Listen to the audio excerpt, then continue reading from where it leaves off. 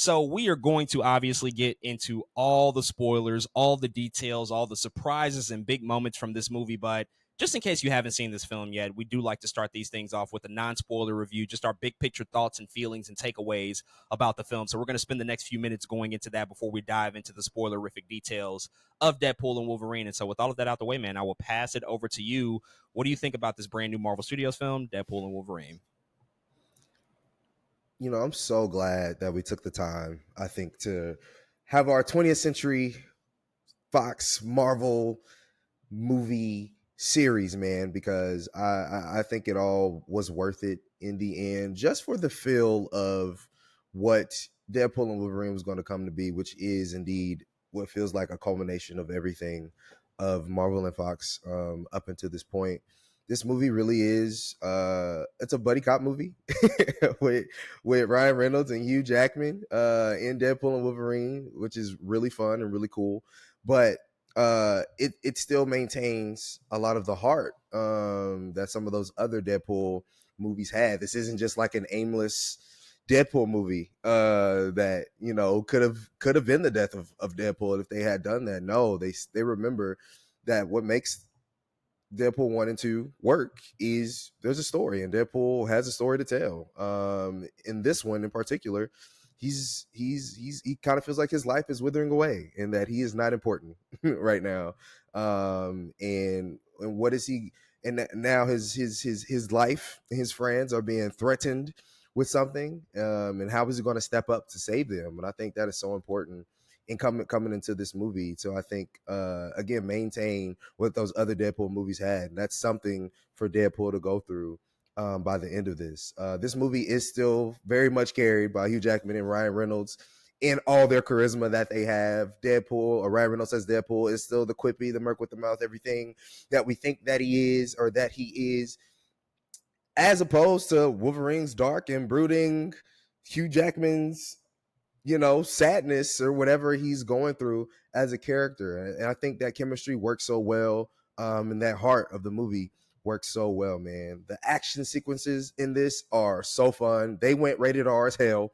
There's nothing but blood all over the place and bones being cracked and people get shot. And there's so much violence to be had, which is what you would expect from a Deadpool and Wolverine movie. And in fact, so it was more than I thought it was going to be. To be honest, I was like, wait, we're doing some stuff like this again. This is great. This is what Deadpool and Wolverine is supposed to be. This violent nature that they're in, especially with each other, two people who can heal, is great. And that's exactly what I'm looking for. This is how their interactions are supposed to be. The humor is sharp, inconsistent with a lot of the other Deadpool films. There are a couple moments that I feel like we might have could have grown from. I think it was like, ooh, that's still a little childish. But of course, that's Deadpool the character as well, though, too. Of course, he is childish. There's a couple moments just like, whoa, you didn't have to say that one. You could have, I don't know. I think when you do anything like a bunch of times, you're like, maybe the third one or the fifth one isn't funny. But the sixth one might be funny. So that just happens a couple times throughout the movie. But the humor, I did love. I think I actually laughed in this movie more than the other Deadpool movies. Like, I was rolling in this movie. I think this movie is hilarious. I don't necessarily think it's the funny or the best of the three, but I think it's the funniest of the three for sure. I had a blast by way of comedy in this movie. I think a lot of the things they were doing were hitting, and a lot of the beats that they needed to hit, they were hitting in terms of humor, man. The storyline, at certain times, we lost the plot a couple times, but at the end of it, I didn't care because I was like, you know what? This is Deadpool and Wolverine. Who cares about any of the other mumbo jumbo going on over here? I just care about these two characters being on screen and seeing how much fun that I can have in watching it. And I think they gave me that. They gave me the joy of being a comic book fan and watching the film, and I thought that was so important. The visuals are impressive. The effects are impressive. A lot of things they were doing were impressive. A lot of the sets they built were impressive. A lot of this looked really good to me. I didn't have there's a couple CGI moments. I was like, ooh, that looks a little weird, but for the most part, and what they had to do, I think it looked pretty good. Not only that, but I think they had a decent villain in Cassandra Nova. It's kind of hard, I think, introducing a villain like this where you just like you don't know exactly who she is. I know that's why you kind of got to give her away in the trailer. The way people was like, "Oh my God, who's Cassandra Nova? Who is this person?" But she did a tremendous job, I think, with what she had. I thought she was a really good villain. She was interesting. She has a lot of visual things to her that I actually love about the movie. Some of my favorite parts about the movie is the things that she's able to do as a character. I thought was beautiful, man. It was also creepy though too, and I think we needed to get that feeling that creepiness of crossing that line a little bit in an R-rated Marvel film. Give us the stuff that feels weird. Give us the stuff that's gratuitous. Give us the stuff that's bloody. And I think Cassandra Nova was able to do some of those things. Not a perfect villain, but I think a good one for the story that they were trying to tell here. Man, other than that, I think this movie is very satisfying. I'm happy they made it. Like you said, there is so much replayability in it. There's so many surprises. There's so much to talk about, which we'll get to. But I enjoyed myself, and I think overall that's what matters, man. I had a really good time with this film.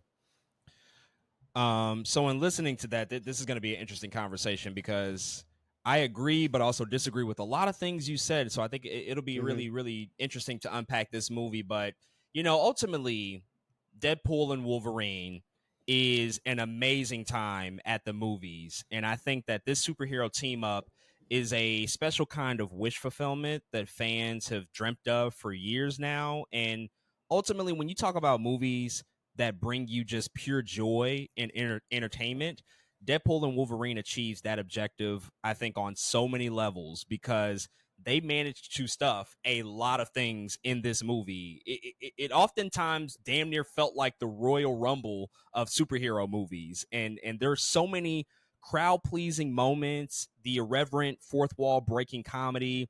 It is sharp. It's relentless. It's topical and relevant, and they ultimately stick it to just about everybody. There's not really anybody that's safe in this movie. And the one thing that we all wanted to see was that the R rating was going to be justified, and it absolutely was. It was justified. It's earned. There's a lot of gruesome and brutal moments, especially in the film's fight scenes. I think a lot of the action is really well choreographed, and there's also just hundreds and hundreds of Easter eggs and references to go back to. And there's genuinely surprising moments and characters in this movie that I'm still pretty shocked that they somehow managed to keep it all under wraps. I don't know how they did it, just considering the nature of what they meant to the story. And so ultimately, I think when you talk about live action films translating the weird, wacky, and colorful world of comic books into live action, Deadpool and Wolverine to me has to be considered as one of the best examples of nailing that pure translation from comics to screen. I think that they did just a terrific job across the board at that particular objective.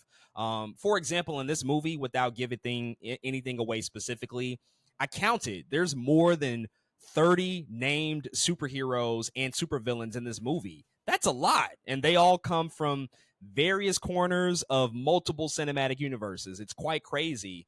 And also, there's a couple of the action set pieces that do literally look like comic book panels where you might see 50 different characters in a single frame or a single shot. And I think that they do a really, really fantastic job at recreating that experience in a movie. And so just watching this whole thing, it kind of reminded me of something Ryan Reynolds said a couple of years ago about it. He said that it's the most Deadpool movie in the history of Deadpool. And I couldn't agree more, but I would take it even further and say Mm-hmm. that it's quite possibly also the most Wolverine movie in the Mm-hmm. history of Wolverine. And it just reminds me at the special nature of a character like Logan, specifically portrayed by Hugh Jackman. Logan truly is one of the great characters in fiction. And this movie, I think, was a really, really beautiful tribute to that idea. And, I know it's really easy to be, I think, cynical towards a movie like this, especially when it comes to handling IP and big Mm-hmm. franchises. And, ultimately, I think just the influence that capitalism has over our modern entertainment, these are all very real things. But, dude, these characters mean something to a lot of people across the world, and they mean a lot to me in particular, especially in the case of Hugh Jackman as Logan. And I think that there's something really beautiful to be said about the effect that he has on so many fans, and to see what he was able to bring to this movie and to make it worthwhile to come back after having a near perfect ending in Logan. I think it speaks in spades just about his commitment to the role and just how well he knows the role, because he's really singular when it comes to an actor stepping into the role of a character for this long. We just haven't seen it done in this way, and that's why he's kind of in a class of its own when it comes to live action superheroes and just the depictions and the translation of them. On the flip side, as much fun as I did have with this movie, I do recognize that the movie is ultimately not without its flaws, for certain. And I do think that the biggest flaw of this movie is the story and the structure. I don't think in particular it's a really solid story at all. It does give us a ton of nostalgia fueled fun, but I do think that that's at the expense of a coherent and a compelling story. This movie, I found on repeat viewings that it's more concerned with telling as opposed to showing. And I think that that's a big drawback of the movie. In particular, with Logan, there's a lot of stuff that's referenced to his history and his backstory that we just never get a chance to see. And I think that that's a really big missed opportunity. Luckily, Hugh Jackman is an incredible actor, and he does a wonderful job at conveying those emotions through his performance, but I think it would have been beneficial to just have more meat on that bone, to see some of these things and to go through that experience. But even beyond Logan, even with Deadpool, a lot of critical things that happen in his personal life in the lead up into this movie, they happen off screen. There's a 6-year gap between the last movie and this movie, and they just kind of tell us a lot of stuff that happened, but they don't show any of it. And I think the movie is worse off for that, because I think it would have created just overall a more complete experience if we got the opportunity to witness some of these key events in their lives. I do want to talk about the reveals, not in detail, no spoilers here, but as far as the surprises and the reveals of the movie, I love them. I did have fun with them, but I can't help but think of just the manipulative nature of it all. At the fact that, the reality of it is these studios and filmmakers are manufacturing these moments because they know they're going to elicit a certain response out of us. Like, this is all designed. It's vetted, it's modified, it's audience tested. They research things on Twitter and Reddit, and they remodify it and revet it. They go through this stuff rounds and rounds of times to get it to a great place. And I'm going to be this guy, but honestly, watching it, I could not help but think about Martin Scorsese and what he said 5 years ago. And I know a lot of people, they threw a lot of vitriol at him for what he said. And ultimately, I don't agree with just the headline that superhero movies are not cinema. That is not what I agree with. But I think that his thinking and his reasoning behind it, it is sound. It's a lot that can be said about what he ultimately was trying to convey, and I think it turns out to be true. I went back and read his op-ed. I read it frequently just to remind myself of what he was trying to go for, and he said something that I think just absolutely applies to this movie. He said, quote, "Many of the elements that define cinema as I know it are there in Marvel Pictures. What's not there is revelation, mystery, or genuine emotional danger. Nothing is at risk. The pictures are made to satisfy a specific set of demands, and they are designed as variations on a finite number of themes."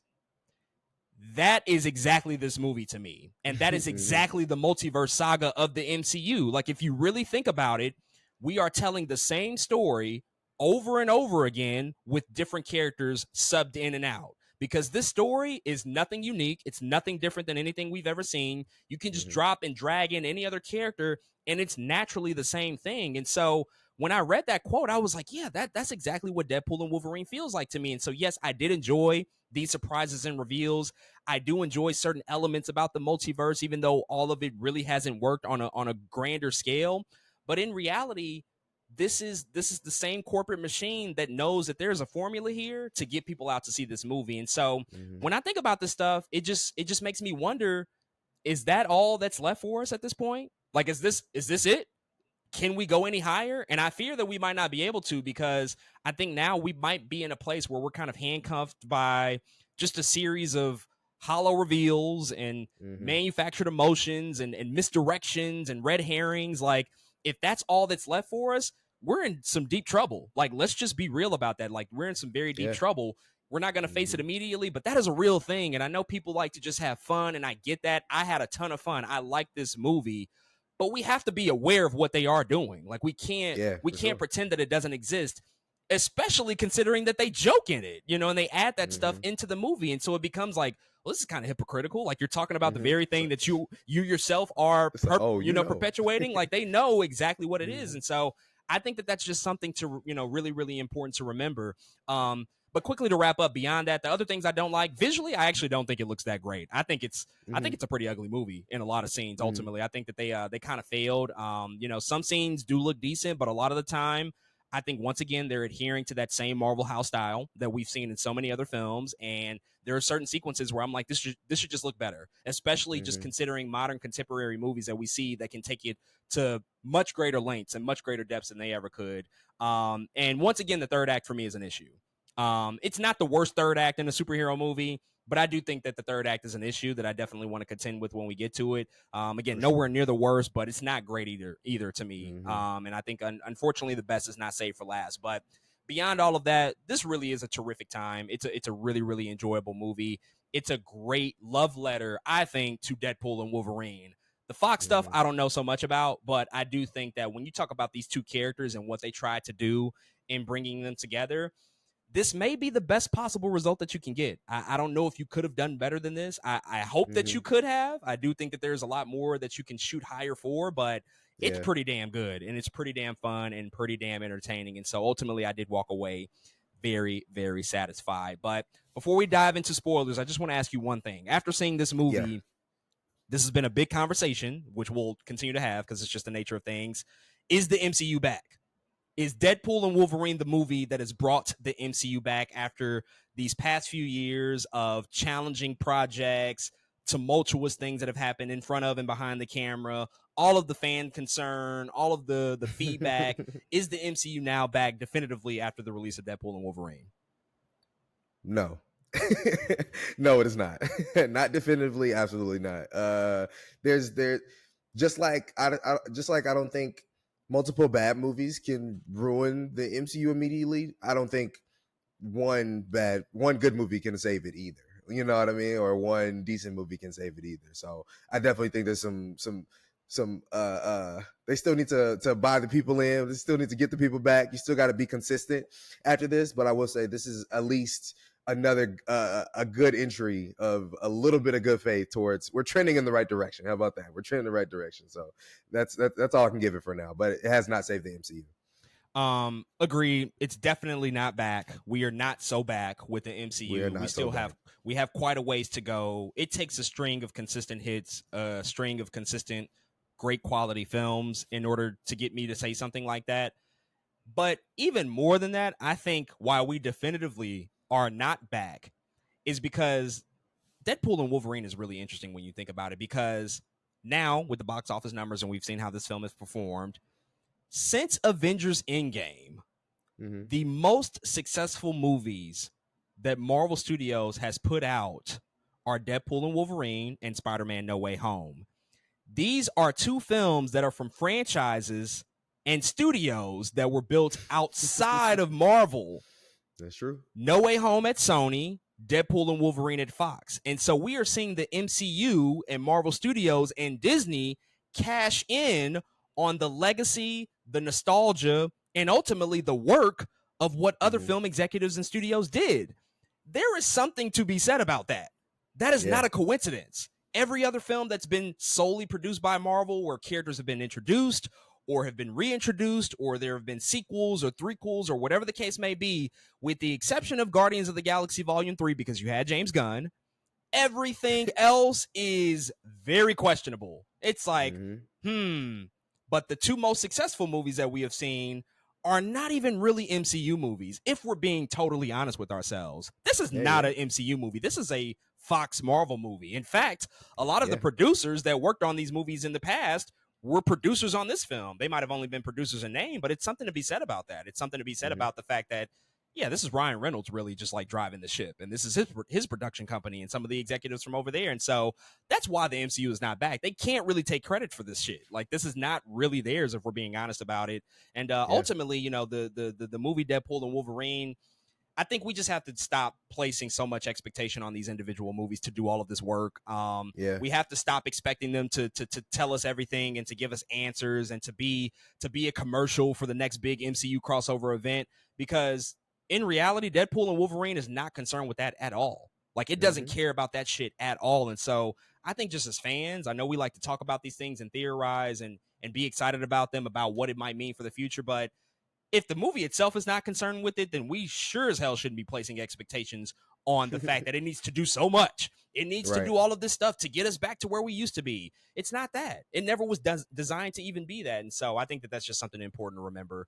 But with all of that said, folks, we are officially about to enter into spoiler territory. So if you've not seen Deadpool and Wolverine, this is your first, last, and official spoiler warning for this movie. I hope you go check it out. It's definitely worth seeing. It's definitely worth holding these surprises as close as possible to experience this for the first time in the movie theater, because we are about to get into the nitty-gritty details of the movie. So this is your last official spoiler warning.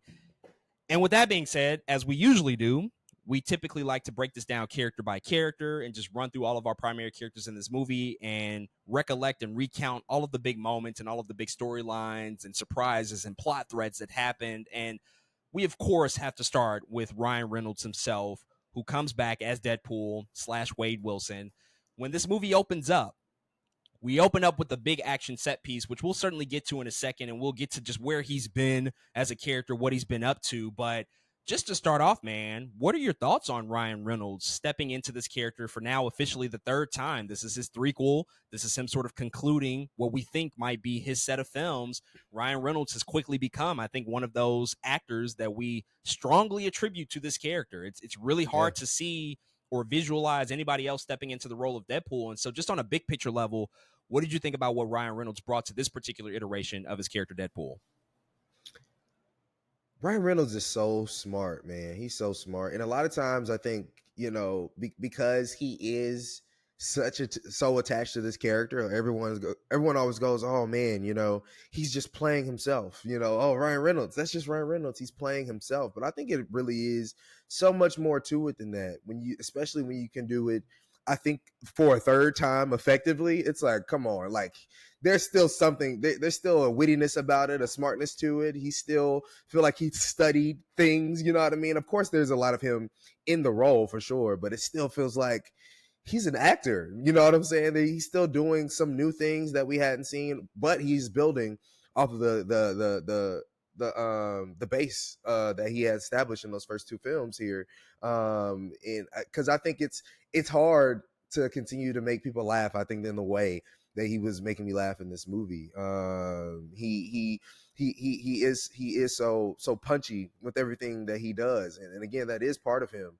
But I think to be able to do it this level consistently like this, it shouldn't go unnoticed, man. Ryan Reynolds is just continues, I think, to be.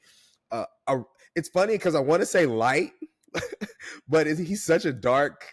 You know what I mean? Like everything he does is so crazy, and everything he does is so vulgar and just like, whoa, how did we get there? Rated TV and made, rated whatever. That it's like, dude, how do you? But it's like it still feels good when he's around. When you see Deadpool, it doesn't feel like, oh man, here comes Deadpool. It's like, no, this dude is going to make us happy. Probably. I know it sounds bad, but it's like how a clown should make you feel. Does that make sense? It's like, oh yeah, shoot, come on, tell us some jokes. We're gonna have a good time. And that's what he brings, man. And he does it in such a way, again, that you don't just care about the last either, though. You do still care about his character in certain ways. You still want to see him be the best that he can be. In the movie, you want to see him in the movie. They separated him and Vanessa, right? Like him and Vanessa are not really a thing right at that part in the film. And so I don't know. I think it's interesting for me to still feel like, man, why is he not with this girl? Like you're still rooting for him in a lot of different ways. And I think that's still important to the heart that Ryan Reynolds is able to give Deadpool as a character. So yeah, I still like him. I still think he did what he was supposed to do. And even so, in a lot of ways, this movie does feel like, man, this could be the last time we see Deadpool, even though it probably won't. Look at the money, you know what I'm saying? But he's even done interviews like, Deadpool 4? Hell no, my wife will divorce me, my kids will divorce me, I'm not doing it. But money talks, so he'll probably be back. But if they were like, this is the end of Deadpool, I would be like, huh, that makes sense. Like something still about it still makes sense and feels right to me. So I think it's all attributed to Ryan Reynolds and his genius. If this is his writing, if this is his idea, if this is a lot of the things that he came up with, like you said, on a 17-minute voicemail or whatever, I think it makes sense because you can still feel a lot of his mind behind a lot of the choices that are being made for the better in this movie. And again, that's all attributed to Ryan Reynolds and his genius and what he's able to do. Well, it was Hugh's 17-minute voice note. Oh, That it was was huge his. Yeah, 17 that was minutes. his. And this movie does have 5 writers. Let's be honest about that too. But For sure. I will say, to the point about him being Deadpool again or not, which that's going to be something we I think talk in depth with later. I think he'll be the character again, no doubt about it. Will he do another Deadpool movie? I don't know, just because Ryan Reynolds does throw so much of his life and so much of himself into the making of this movie, because he is the star, he is a writer, he is a producer. Everything is involved and wrapped up in this performance. Like, this is truly his baby. And there is so much that can be said about that. That's just such a admirable thing, because he's been able to see this across the finish line numerous occasions when it looked at its bleakest, like that this just may not happen. And so the fact that we're at a third Deadpool movie within 8 year time frame, it's pretty remarkable. And I think that Ryan Reynolds, underneath this mask as Wade Wilson, it's the best he can ever be. This is really his apex in terms of him being an actor and him being an industry onto himself. And Ryan Reynolds has become so popular that he is an industry. Now, Ryan Reynolds outside of this role, I'm not particularly a fan of him, because he has repeated this shtick numerous times. Like, this really is just his shtick across the board. And it's a little infuriating when you see somebody who clearly has talent just dedicate so much time to shitty streaming movies like Red Notice and Spirited and The Adam Project. Oof. Like, these are Oof. just not good movies by any stretch. Brother. But he has an incredible business acumen. He's practically a billionaire. He's a marketing genius, and he knows this character and he knows this world. And there's so much that can be said about that. And you can just always see that every time he comes back to this performance as Wade Wilson / Deadpool. He really is singular in terms of his interpretation. So it's going to be really, really difficult to ever see somebody else trying to portray this character, because he's just thrown so much of his life into it. You can just tell that he's really kind of the perfect guy to be this character. And ultimately, I think in this particular movie, in this film, he does a really, really good job at all of the comedic stuff that he imbues into the story and into the movie. I mean, he is the perfect foil for a character like Wolverine, and also the place that they put him in. It is an interesting place, though I wish we could have seen more of that stuff. It's an interesting place to put him in this particular story, to say, like, yeah, he hasn't really been Deadpool in 6 years. He retired. But, ultimately, at the beginning of this film, the very first thing we see is this huge action set piece with Deadpool, where he pretty much tells us, yeah, we're not going to just walk around Logan. Like, in actuality, I will be desecrating that movie's legacy, which has been a big conversation leading up to this film. Like, are they going to honor Logan's memory and the legacy of that film? Are they going to make sure to not desecrate what they achieved in that movie? It gave Hugh Jackman the perfect ending. And in a great way of subversion, Deadpool's like, no, we're going to shit all over that. We're going to absolutely step all over everything that they did in that movie. And at the top of this film, we see him go to North Dakota.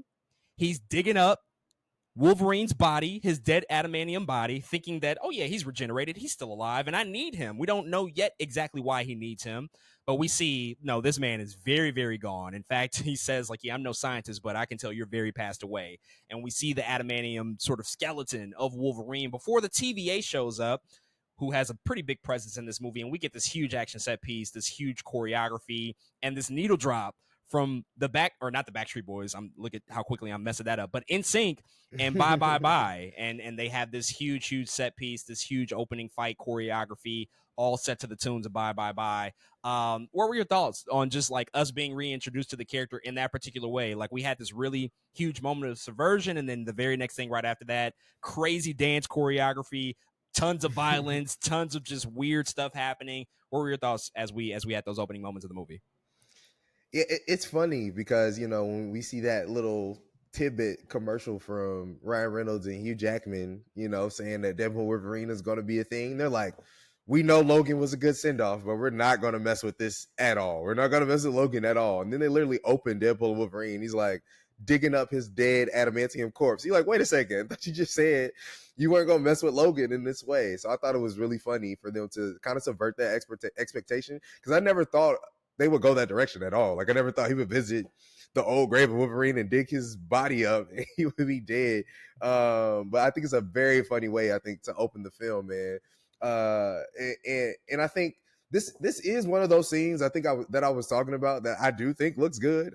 There's a lot of parts of the movie I think don't look good, so maybe I spoke too soon and some of the scenes I was talking about. But I thought it was a really cool opening. I thought the way they were kind of showing the opening credits on the adamantium bones of Wolverine was kind of cool. So I think that's that's one of the things I think I meant when I said, man, so there are parts of this movie I think look kind of decent. I thought it was very creative by the way they were doing it, but who else but Deadpool to open a movie like this with a dance number, like you said, with NSYNC and bye bye bye. It felt very akin to the other opening in the other two Deadpool movies that we had seen. I love that he was doing a lot of the real choreography from the bye bye bye video too. I thought that was fire. And yeah, I think it was just I think it was the perfect personality opening for Deadpool. Like it felt like, oh yeah, this is what we do. This is where we are. He's riffing on one of the best comic book movies ever with Logan, but it's a lot there still in the way of action. Like people, like you said, we're opening, we're letting people know, kind of similar to the way Logan opened. We're like, no, nigga, this is rated R. And I love how Deadpool is kind of doing the same thing here. Like, no, this is a rated R movie. Let's get to it. Bones are going to be cracked. We're going to be shooting people, stabbing people. Let's get it done. So I really enjoyed that. I like that he made his own adamantium claws out of Wolverine's body. So yeah, I had a good time with the opening. I think it was a good way to start the movie, actually. First of all, shout out to Nick Pauley, who was Ryan Reynolds' dance double, doing all of that choreography, doing all of the classic NSYNC stuff from that video.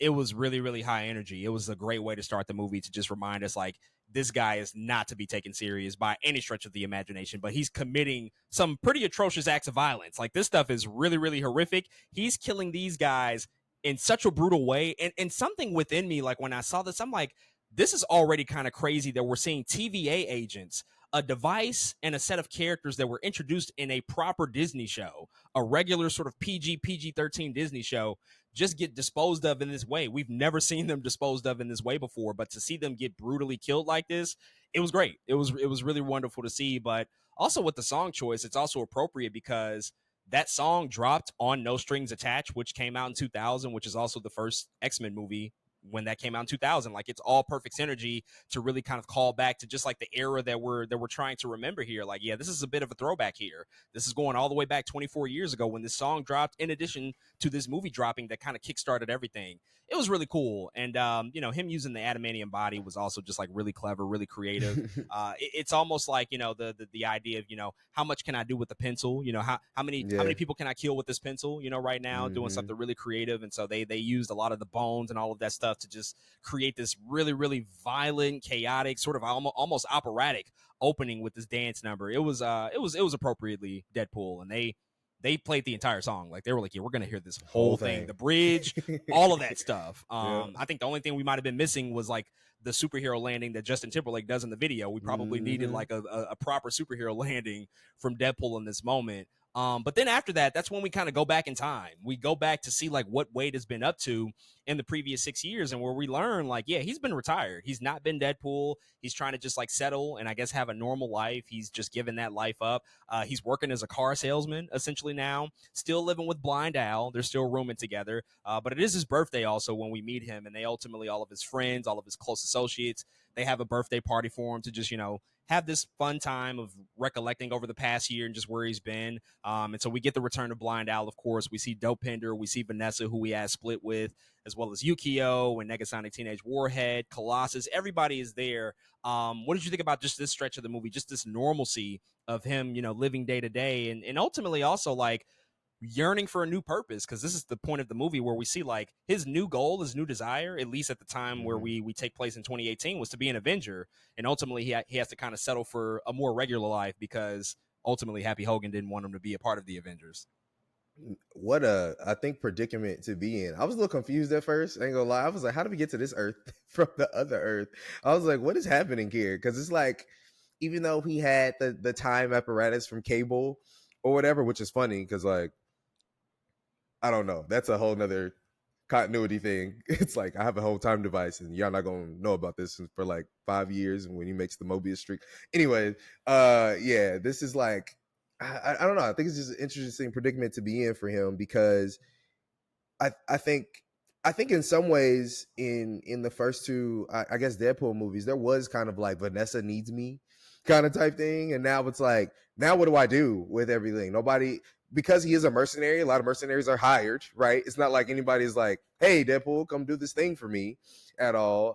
So I think it's easy to feel unwanted and unneeded. And I actually like kind of like a parallel a little bit of like the acquisition of Fox, because a little bit is also like, well, do we need Deadpool and Wolverine? I don't know. It's like you just got bought and now you're kind of left in the wind. Like, what's happening? You're in the wind, and it kind of matches with what Deadpool is going with in the movie of the character kind of being in the wind. But I love this meeting with Happy because this, I don't know. There's so much. I love that Happy was there since early in Fox days, being Foggy Nelson or like being a producer on certain films, being in Iron Man. I was like, it's really cool to me that he was talking to Happy, because it almost felt like a legit, this is who you should talk to before you get to see any of the other Avengers. You need to talk to Happy. You need to talk to Jon Favreau before you talk to anybody else. It also felt meta in that way. I was like, dang, this makes a lot of sense actually that he's talking to him.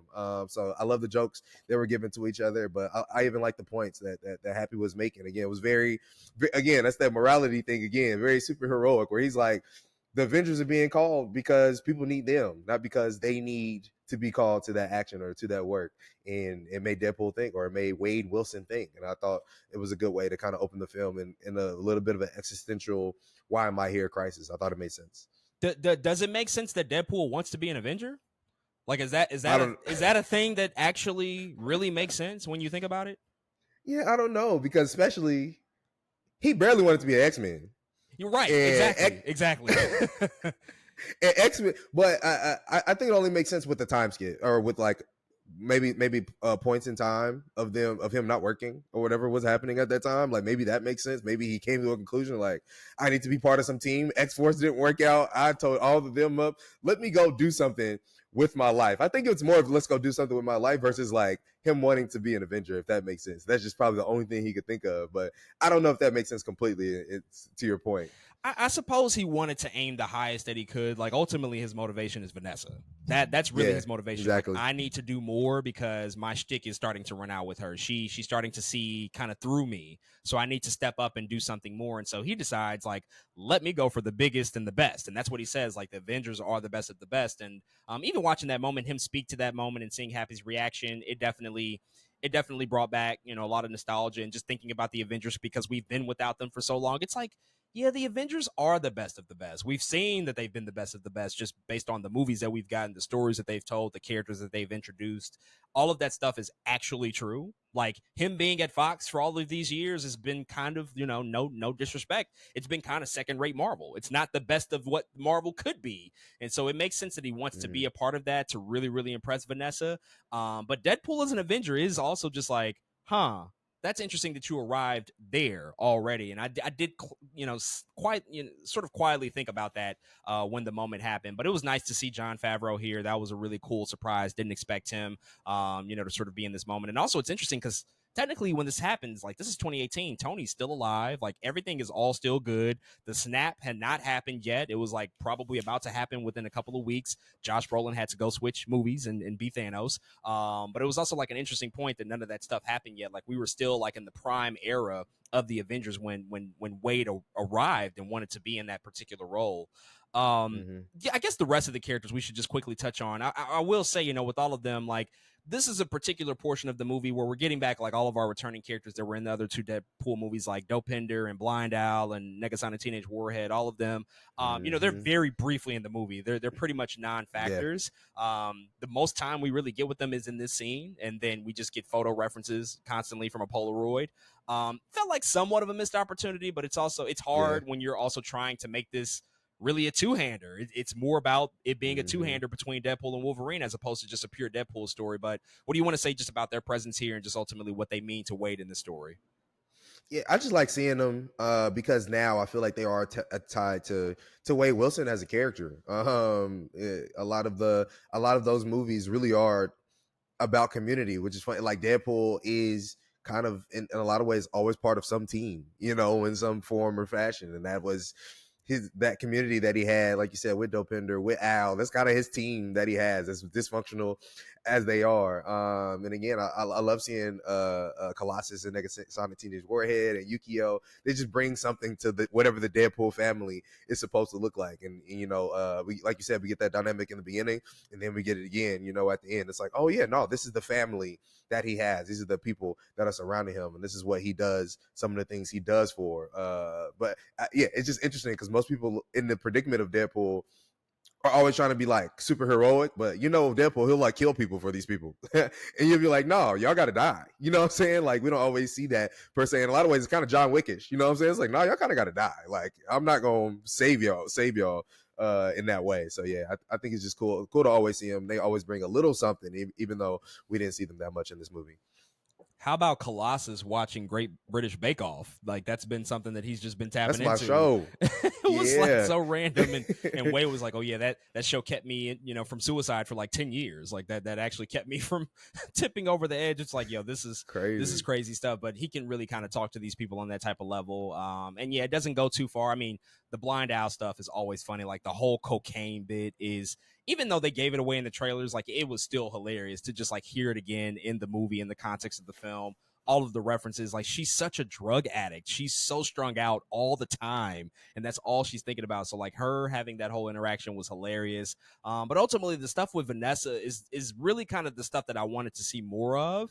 Like, why did she really leave him? They hint at it, a couple of small brief flashbacks, but her role, I think, was greatly reduced, and the movie could have been better with more, because she's always been his motivating factor in the first two movies, and she was pretty much right there with him, you know, through all of the events. Even though they kind of killed her off temporarily in the second movie, you just always felt her presence, and I didn't feel her presence as much in this movie. So I do wish that Morena Baccarin could have just had a little bit more to do.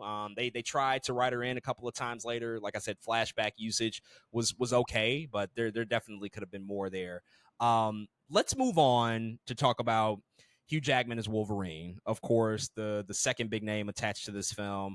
Before we dive into just the specific moments with him, where we find his character and ultimately how he plays into the story, what are just, you know, sort of your opening thoughts about Hugh Jackman, of course, coming back once again? I think that this is like his 12th portrayal as Logan.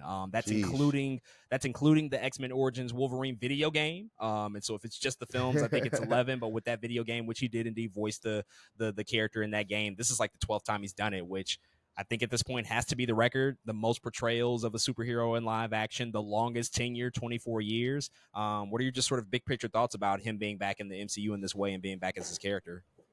Man, we also need him in the Insomniac Marvel's Wolverine game. That'd be fire if Hugh Jackman was able to come onto that game, especially after this movie. The dude's gonna be. I mean, it's really impossible. I think, to see anybody else as this role. Unfortunately, it's just he's been playing it for so long and doing it so well that, again, everybody and their mama know who Wolverine is and know who Hugh Jackman is because of being Wolverine for the most part. Like, no matter who it is, they probably know exactly. They could probably point to Hugh Jackman and be like, yeah, I don't know who that is. That's Wolverine. And I think that's a very impressive thing to do. And I think more than people understand, like, everybody isn't that big of a star, but Hugh Jackman is that star. Like, it's very impressive to see, man.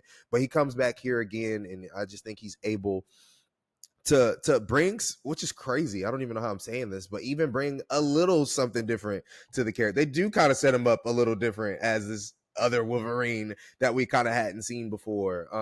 Of course, there are still some similarities between this Wolverine and the other Wolverines, and the other Wolverine that we've, you know, come to love in the Fox cinematic universe, whatever you want to call it. But this one in particular does have a different kind of chip on his shoulder.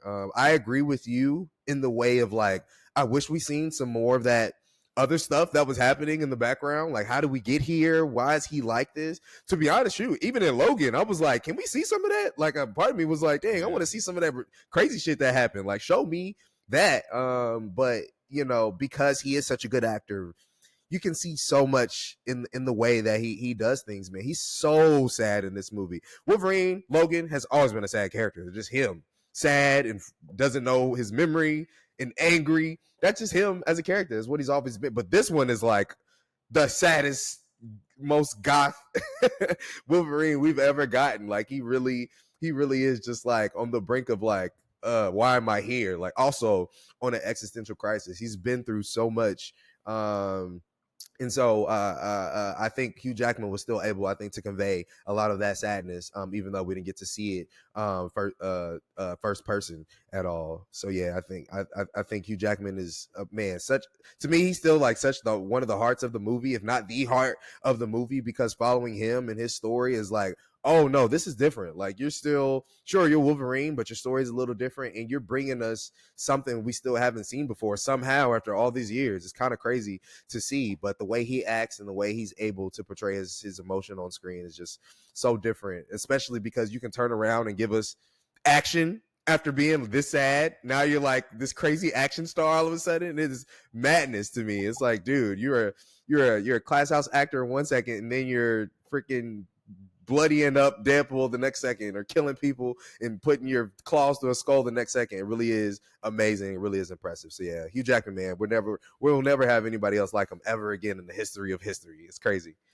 Hugh Jackman truly is singular. Like I said earlier, he is one of one. The guy is actually, like, in all truthfulness and honesty, he is literally one of the most talented people in Hollywood. The fact that he can do dramatic acting, comedic acting, he can sing, he can dance, he can do action, he can physically transform his body in ways that are just hard to fathom at 55 years old. Like, he can do literally everything that's been given to him, and he's just shown over and over and over again the level of commitment, the lengths that he'll go, just far exceed most other actors, especially as it relates to another character. Like, he really is, I think, for the 21st century and for our generation that grew up with him in these X-Men movies in the Fox universe, he is the definition of a movie star, but not a movie star that just came out of the gate that way. He earned and clawed his way, no pun intended, to earn that type of status, to get to that level, to be a guy who you look at and say, like, wow, he has presence, he has gravitas, he's obviously an incredible actor. He's hosted the Oscars. He's probably delivered like the best opening number in Oscars history. He can do it. He can do it all. He just seems like the guy. He is the guy, I think, for so many people. And to come back into this role and somehow find a way to justify the existence of returning to this role once again for the 12th time, it's crazy to me. It's actually pretty ridiculous to say, like, yeah, I'm still finding new things to tap into that we've never explored before. Because when you see this movie and you just see all of the things that they do here, that's why I said it's in all actuality, it's kind of the most Wolverine movie in the history of Wolverine as a character, because none of the Fox movies ever went to the lengths of the stuff that we see here that we're going to talk about in detail in a second. It's just crazy that he's still able to tap into new things and to find new creative ways to make this character interesting. And the fact that it's not the Logan of what they designate as Earth 1005, like that's the Logan of the 20th Century Fox universe, and they tap into a different Logan from a different universe, and he can make you believe, like, yeah, this is a different Logan. This is not the same one. Just small, subtle nuances that do so much to remind us, like, yeah, this is not the one we've been following. This is a different guy. But there's also a lot of similarities that we do see that can make us remember and call back to that relationship that we've had for so long. And so I just don't see how we can replace this guy ever. We talked about this after we left the movie, and I told you, I'm like, I really am having a hard time at seeing a path forward for this character, not as Hugh Jackman. It just doesn't feel like a reality to me. I do not envy in the MCU and Marvel Studios. I mean, if anybody can do it, it's them. They've cast it tremendously time and time again, but this is different. This is just a different level, and I think with this movie, he's taken himself to just a completely new plateau, more than any other actor has. Do you think this is the best we've seen him as this character, or would you rank other appearances and performances above this? Man, he was kind of killing it in this movie, man. He has so many deep emotional beats. It definitely is between this and Logan in particular, because we're able to just focus so well on what the character is supposed to be doing and what the character is going through, and his relationship with X-23 as well, and him looking kind of in different mirrors. It's the X-23 mirror and the X-23 mirror and the what was the other one, the enemy one, the bad one, I forgot. Oh, Weapon X. Weapon X. It was just like, yeah, I don't know. I really like that about the movie as well. And it's something about this one is like, he didn't have to share a lot. You know what I mean? It's still Deadpool and a lot of other stuff going on. So I think right now, I would actually probably put it as a tie between this and Logan. Like, I think they definitely share a lot of that same DNA of like, again, the existentialism, but also giving us the emotion on screen of like being frustrated and sad and things like that. So yeah, I think this is definitely one of the best depictions that we've ever gotten, because they were able to give us that time with him, to give us people around him too, though, that could bring that out of him as well. Like, we talking at campfires, and it's like, whoa, where did that come from? Like, this is crazy. So yeah, I did. It was legit. That campfire scene was legit, like one of my favorite, like, Logan acting scenes. I was like, this dude is going through it right now. So yeah, I'm right now. I'm gonna put it as a tie with this and Logan. I think for me, Logan is definitely still one, but this is a surefire close second. And Mm-hmm. having the argument that this is first, I think it's a worthwhile argument. I don't think it's a crazy thing to say. I do think that there's Yeah, certainly I merit agree. to that. But to the point of what you mentioned earlier, there's just such a focus on the character of Logan, and also just the unfair advantage of having the history with him all the way up until that point. Like at Mm-hmm. that time we were talking already 17 years, and so you can't just erase and negate all of that. Like that plays into why Logan is so special.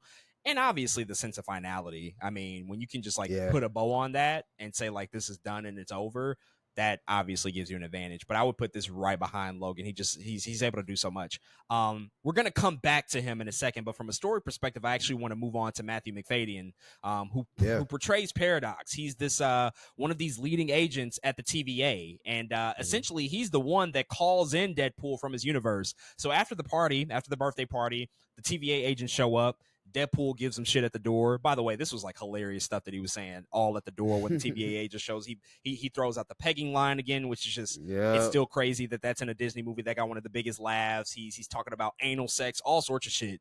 They rip off his Mm-hmm. toupee. He ends up at the TVA. He's like, yeah, you soiled yourself while you've been unconscious. Wade's like, oh, I wasn't unconscious. I And what am wasn't I doing conscious. here? So many funny things, just the zingers back and forth. But this is where a lot of the exposition comes into play. This is what Matthew Mm-hmm. McFadyen's character pretty much is serving his purpose for, to just be this agent of the TVA, to tell Wade, like, yeah, this is what's going on. This is what's happening. And there's a lot that goes on here. We see him get introduced to the TVA sort of as a concept.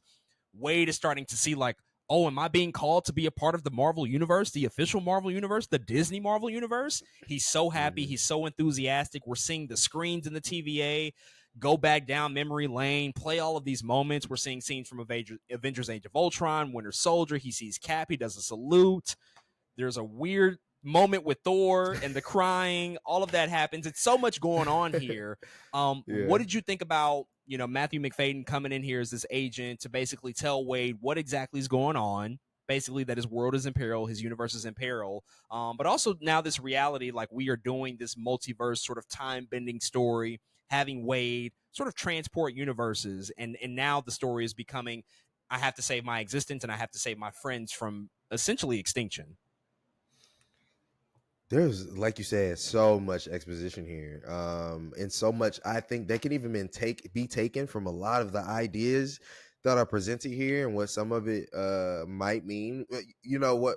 Something we said was like, this movie kind of doesn't care about like the MCU at all, really. But these are the moments where like you're supposed to point and go, "Oh, that's from Loki," which is funny because he literally calls that out, like, "Oh, this is Loki season 1, episode 5." I think he's talking about life at the time, but it was like, it is like, okay, what's going on here, like what is happening? And I think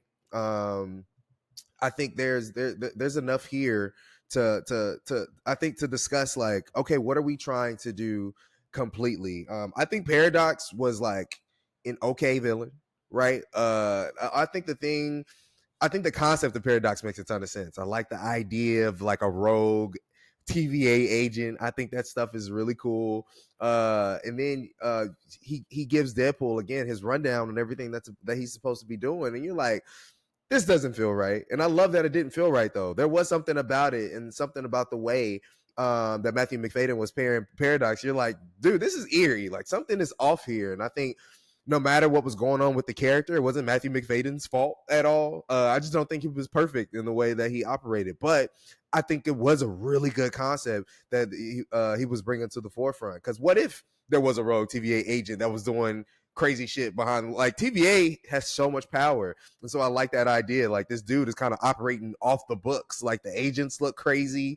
They don't got no numbers on them. In fact, they literally are like secret SWAT team for the TVA, and I really like that idea. And so when Deadpool gets to the TVA, I think it was just really cool to see what the potential of Deadpool was, because more than anybody in Marvel in general, Deadpool feels like he does belong in a position like this, like somebody who's always breaking the fourth wall, somebody who's always kind of operating this way. It feels like somebody who would also just kind of hop around timelines and kind of, you know what I mean, kind of fuck with stuff a little bit. And so it was kind of checking out at the time of what was supposed to be happening. I love all the callbacks to all the Avengers and things like that, and even whatever the hell's going on with him and Thor and why he's crying. I have a feeling they're definitely going to do that at some point. Like part of me feels like it's going to be his cameo. I hope like, so, because they never addressed it again in the movie at all. They never talked about it, but I feel like that's why, though. I feel like they're going to do something crazy, and they're going to be like,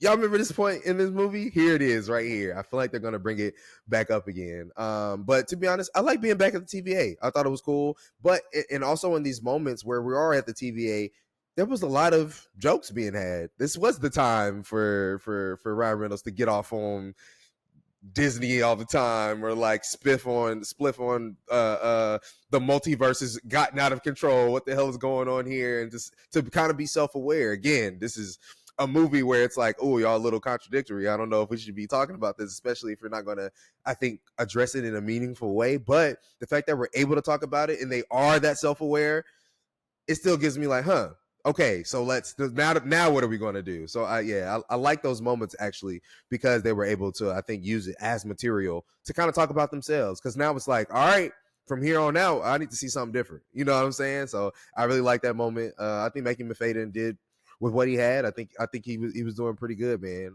So yeah, I actually really enjoyed those moments at the TVA.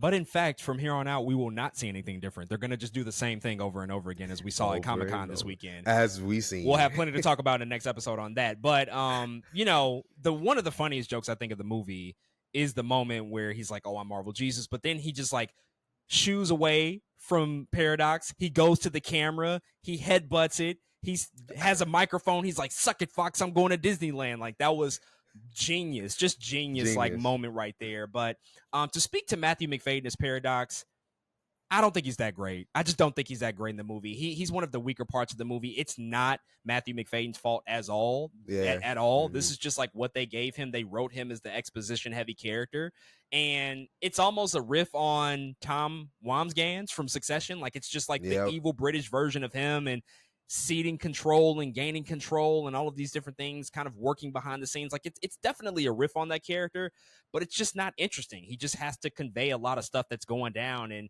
ultimately his motivation is like, yeah, I want a promotion, so I'm just going to wipe out your universe quickly as opposed to waiting a couple of thousand years. That's not that interesting. It's like, okay, well, I guess you're doing this for personal gain, but at the end of the day, he was just saddled with so much exposition, so much material to just sort of explain the way of things, and to just like convey like, well, this is what this is and this is what this is, so much so that they introduce a new concept, anchor beings, which had not been talked about ever before in the MCU. This is a whole new thing, and he identifies that the Logan of the 10,005, 1,005, whatever it is universe, the Fox universe, was that universe's anchor being, and because he died, the universe is now slowly withering away and dying. And as he said, typically this would take a couple of thousand years, so there wouldn't be an immediate need to do anything. But I'm trying to expedite this process right now because I want to move my way up in the TVA. I want to be the TVA, is his motivation. But what did you think about that anchor being concept? Because, again, this is just new. They're just like making this up now. This is like a whole new thing that now is a part of like the lexicon of language. You know, we have nexus beings and all this other shit that I don't know if we've actively used it in a meaningful way, as opposed to just like dropping it in for a convenient story purpose. But how do you feel about it, and whether or not they may use it in the future? It's so interesting because in a way, this is probably a concept that should have been introduced a long time ago. This is legit comic book, Jonathan Hickman.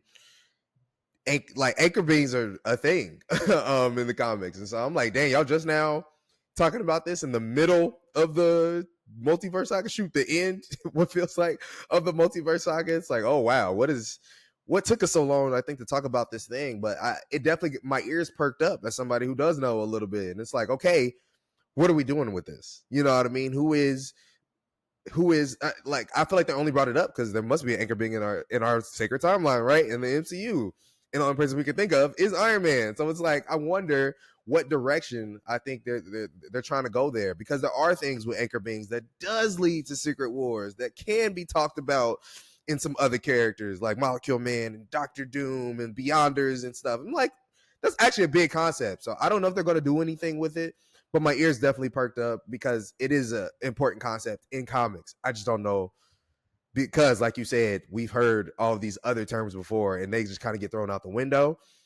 I just don't know if they're going to use it for anything substantial, and that's why I feel iffy about it. It's like, okay, y'all can bring that up, but now what? You know what I'm saying? So we'll have to see. Mumbo jumbo to me. Doesn't even matter. Like the comics, sure, that's great, but like, really, are they actually going to use this in the future? I find it really, really hard to believe, because nothing has been consistent. Even their explanation of the multiverse has been wildly inconsistent from show to show and movie to movie. So to think that this is going to be something meaningful, I'd be surprised. I'd really be surprised, because naturally the sacred timelines anchor being would have to be Tony Stark. It would have to be him. And so nobody's actively addressed like, oh, guys, he died. We're on a ticking time clock now. We only have X amount of years until everything goes to shit. Like, that's not been a line of dialogue in anything so far in the Multiverse Saga. That doesn't make sense. That does not make sense. But it is convenient to say, like, yeah, we kind of need a story. We need a reason for Wade to, like, give a fuck and to be here. So let's take that thing and, like, add it in here. But will they come back to it? Feels doubtful to me, if I'm taking a guess. But we'll see. We'll see in a few short years, hopefully. Now, after all of this happens, Wade gets a new suit, which looks extraordinary, by the way. The suit, it looks really good. This time, they brightened the red a little bit, little gold trim here and there. Another funny joke. Yeah, your tailor's definitely a predator, by the way. Like, the tailor was going crazy. He was wilding. Grabbing the crotch, smacking his ass multiple times. It's like, hey, yo, y'all are down here wilding in the TVA. Y'all need HR. Like, where are you at right now? He said, but I liked it. Oh, wow. But I liked it. Okay. We get another needle drop. They play Glamorous. That was cool. Fergie and Ludacris. A lot of needle drops in this movie. But ultimately, that leads us to Wade saying, okay, I'm not going to take your deal. I'm not going to work for you. I'm actually going to figure out a way to save my universe. And to do that, I need to find me a Logan. I need to go get me a Logan and bring you back a Logan that is alive, that has not died. And we launch into this really fun Wolverine montage, which is, I think, really where the movie gets started. This is where the energy just takes it to another level. We see so many Wolverine variants. This was another thing that we sort of suspected coming into the movie, that Hugh Jackman would finally get a chance to just play all of these different variants of Wolverine that we've never properly seen in live action. The first one that we see, they actually go to a bar. I've been to the Live Axe bar in New York. It's kind of crazy. They go to the Live Axe bar in New York, and we see a comics accurate version of Wolverine. He's short as hell. His arms are super hairy. It was a wild visual. I was not ready for that. We also see Age of Apocalypse Wolverine, one hand, long hair metal, sort of hairstyle from the 80s. They're playing The Power of Love by Huey Newton. We also see Patch. He's at a casino table in Madripoor. They kind of tease that in the trailer, but we do finally see Patch revealed here. We also see a crucified version of Wolverine, which is a cover ripped straight from the comics, an issue of Uncanny X-Men from 1987 that they recreated here. We also get an Old Man Logan version, a proper Old Man Logan who fucking mows down Wade with a shotgun on his porch, looking like Clint Eastwood. We also get a brown suit version of Wolverine, which was designed by John Byrne. A lot of people wanted to see that in live action. This is also the suit that he fought the Incredible Hulk in, which they tease in this movie. We get a quick glimpse of Mark Ruffalo's Incredible Hulk. And then last but not least, a huge big surprise. We see Henry Cavill as the Calverine, and this is obviously appropriate for numerous reasons. A lot of people have fan casted Henry Cavill to be the Wolverine in numerous projects ever since Disney acquired Fox, and so they sort of paid that off in a really fun, cheeky way here. He also does the Mission Impossible shotgun arms motion before he launches Wade back into his universe. Just a really, really fun sequence. What was going through your head? Because it was happening really fast, but we were just seeing so many different love letters to the history of this character who's been touched by so many artists, so many writers over the years, and we're finally seeing a lot of these things come to fruition in live action. Yeah, it's so much that we haven't gotten before. I think what makes live action, I think, so difficult for people who do read comics is like, you have this concept that we're never going to see any of these things ever, because it just simply takes too long. Like, movie development takes too long. You got to come up with a story. Are the costumes going to look good if you're going to change the costume? Like, all of these things is like, I'm never going to see this character like this. And so what's going through my head is like, well, damn, finally. Every time it's like, yes, I've been wanting to see that for a long time too, bro. Age of Apocalypse Wolverine is so tight. He just has this like stump with claws coming out of it. It's like, dude, what is going on here? So yeah, I thought that was really tight. The patch joint is crazy because so James Bond Wolverine is like the coolest. It's like, bro, the concept is so tight. It's like, imagine if again we had the time and the space to make a movie like that. It's literally James Bond, but it's Wolverine. It's like it's really cool stuff that you can do there, man. And then the Wolverine that was on the X being tortured, because in the comics he's being tortured by Reavers, which is so insane. But like the visual is like, dude, what is going on here? Like, what is happening?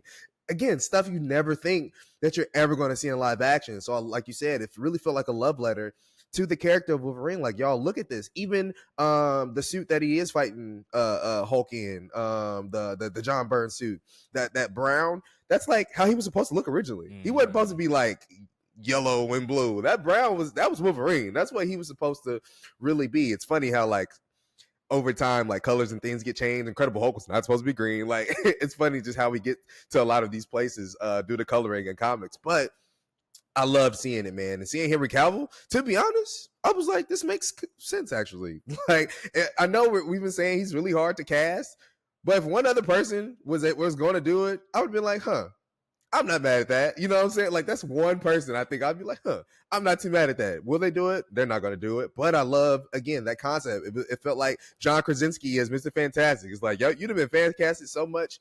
Let's throw him in here real quick, get a good laugh out of it. I like that Deadpool was like, we will treat you so much better than those fucks down the street. I was like, yes, that's great. Say things like that because, yeah, it's just so meta, and that's exactly what you're supposed to say in that moment. But yeah, I loved it, man. I thought it was exactly what you're supposed to do in a movie like this.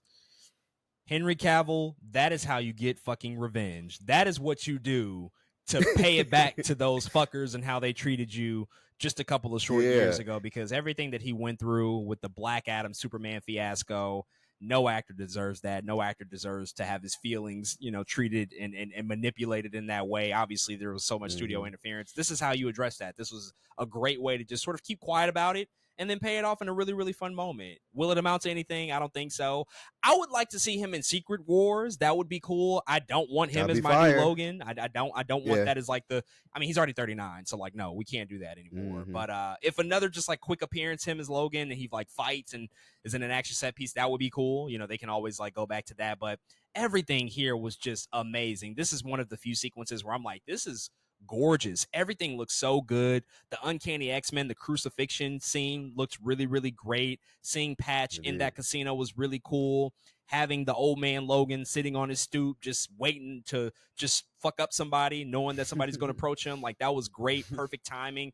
I just love how we did all of this stuff. But when they kicked it off and we saw what a 5'4" Logan would look like, I'm like, y'all are cooking right now. This is amazing, because this in actuality is how ridiculous Hugh Jackman would look if you depicted him that short. Obviously, they would have to for sure go with the real actor who's actually closer to that height. But this was actually a really, really fun moment. I'm super glad that they did that. But this was great, man, because Logan is one of those characters in the comics who's been touched by so many people. He's been interpreted so many times by so many different artists and writers that you can just go in so many different directions. I mean, there's been like, I don't know, maybe like 60 or 70 variations of the character. You can't even fit everything into this particular movie, but the fact that they kind of picked out some of those more iconic versions and gave Hugh Jackman the chance to just like, even for a quick scene, to go in and portray him in this way was really, really cool.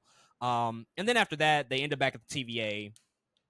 Paradox is like, that's not going to work. He's the worst Wolverine from his universe. Like, this guy is a fuck up. He let everybody in his universe down. And so we don't get to really explore what happened there. But shortly thereafter, this is the moment of the movie where we end up in the Void, which is where the majority of the film takes place, which was introduced in Loki as a concept, the Void, which is where people who get pruned out of the timeline, they go to just this existence, this wasteland, essentially, that doesn't that doesn't really have any true inhabitants, only inhabitants of people that have been, pruned out of their own respective universes, but it's not an actual civilization. It's no government. It's just a complete wasteland that's ruled by different factions, apparently.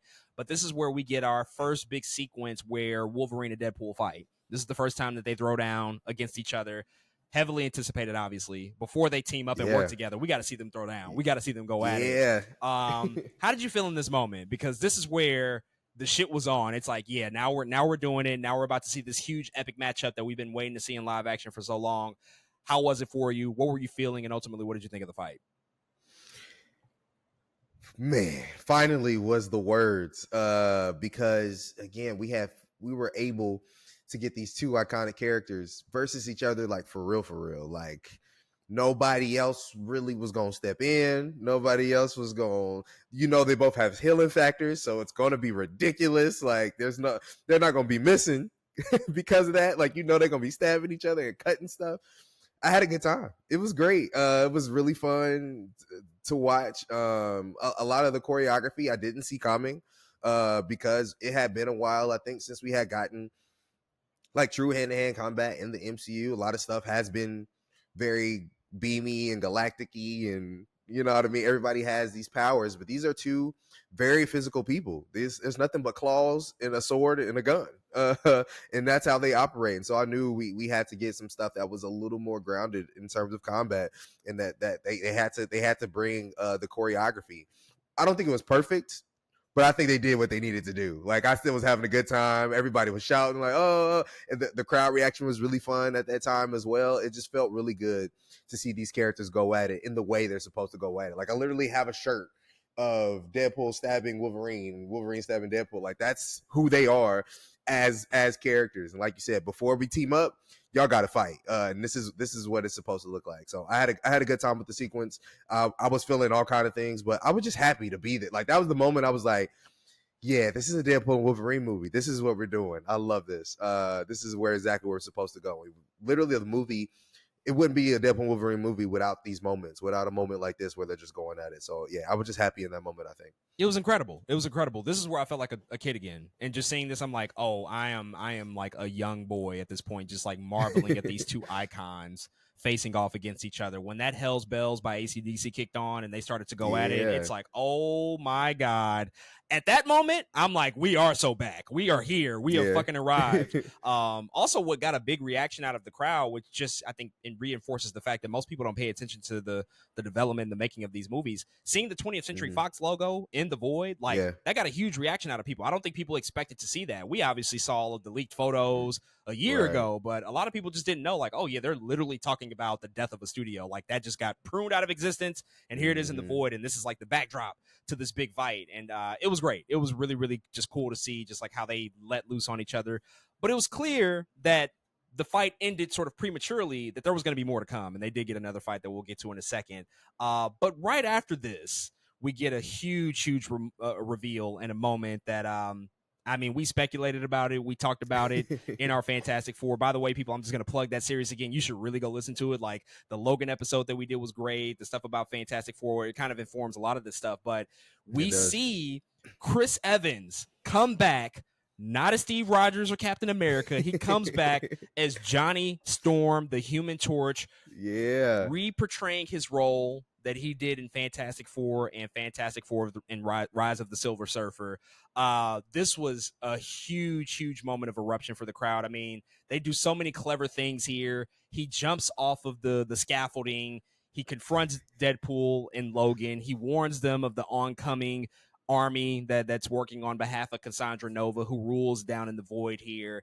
And we see him just take off the hood. You see Chris Evans's, face just pop up on the screen. It's like, oh my God, this is it. This is the moment we've been waiting on. But they play it really well here. They subvert expectations because even on his arm, his wrapping is like a red trim with the blue. So it's like, those are Captain America colors. Yeah. And then they, you see Deadpool like, oh my God, basically without saying it, he's like, this is Cap. He's calling him Cap. He's very much warming up to him in that way. He just saw him on the TVA screen. So he's like, this is the savior. This is the answer to all white male problems when you need a white male lead to come in and just save the day. And as the army is pulling up, he prepares to say two words. And Wade thinks it's a very specific two words.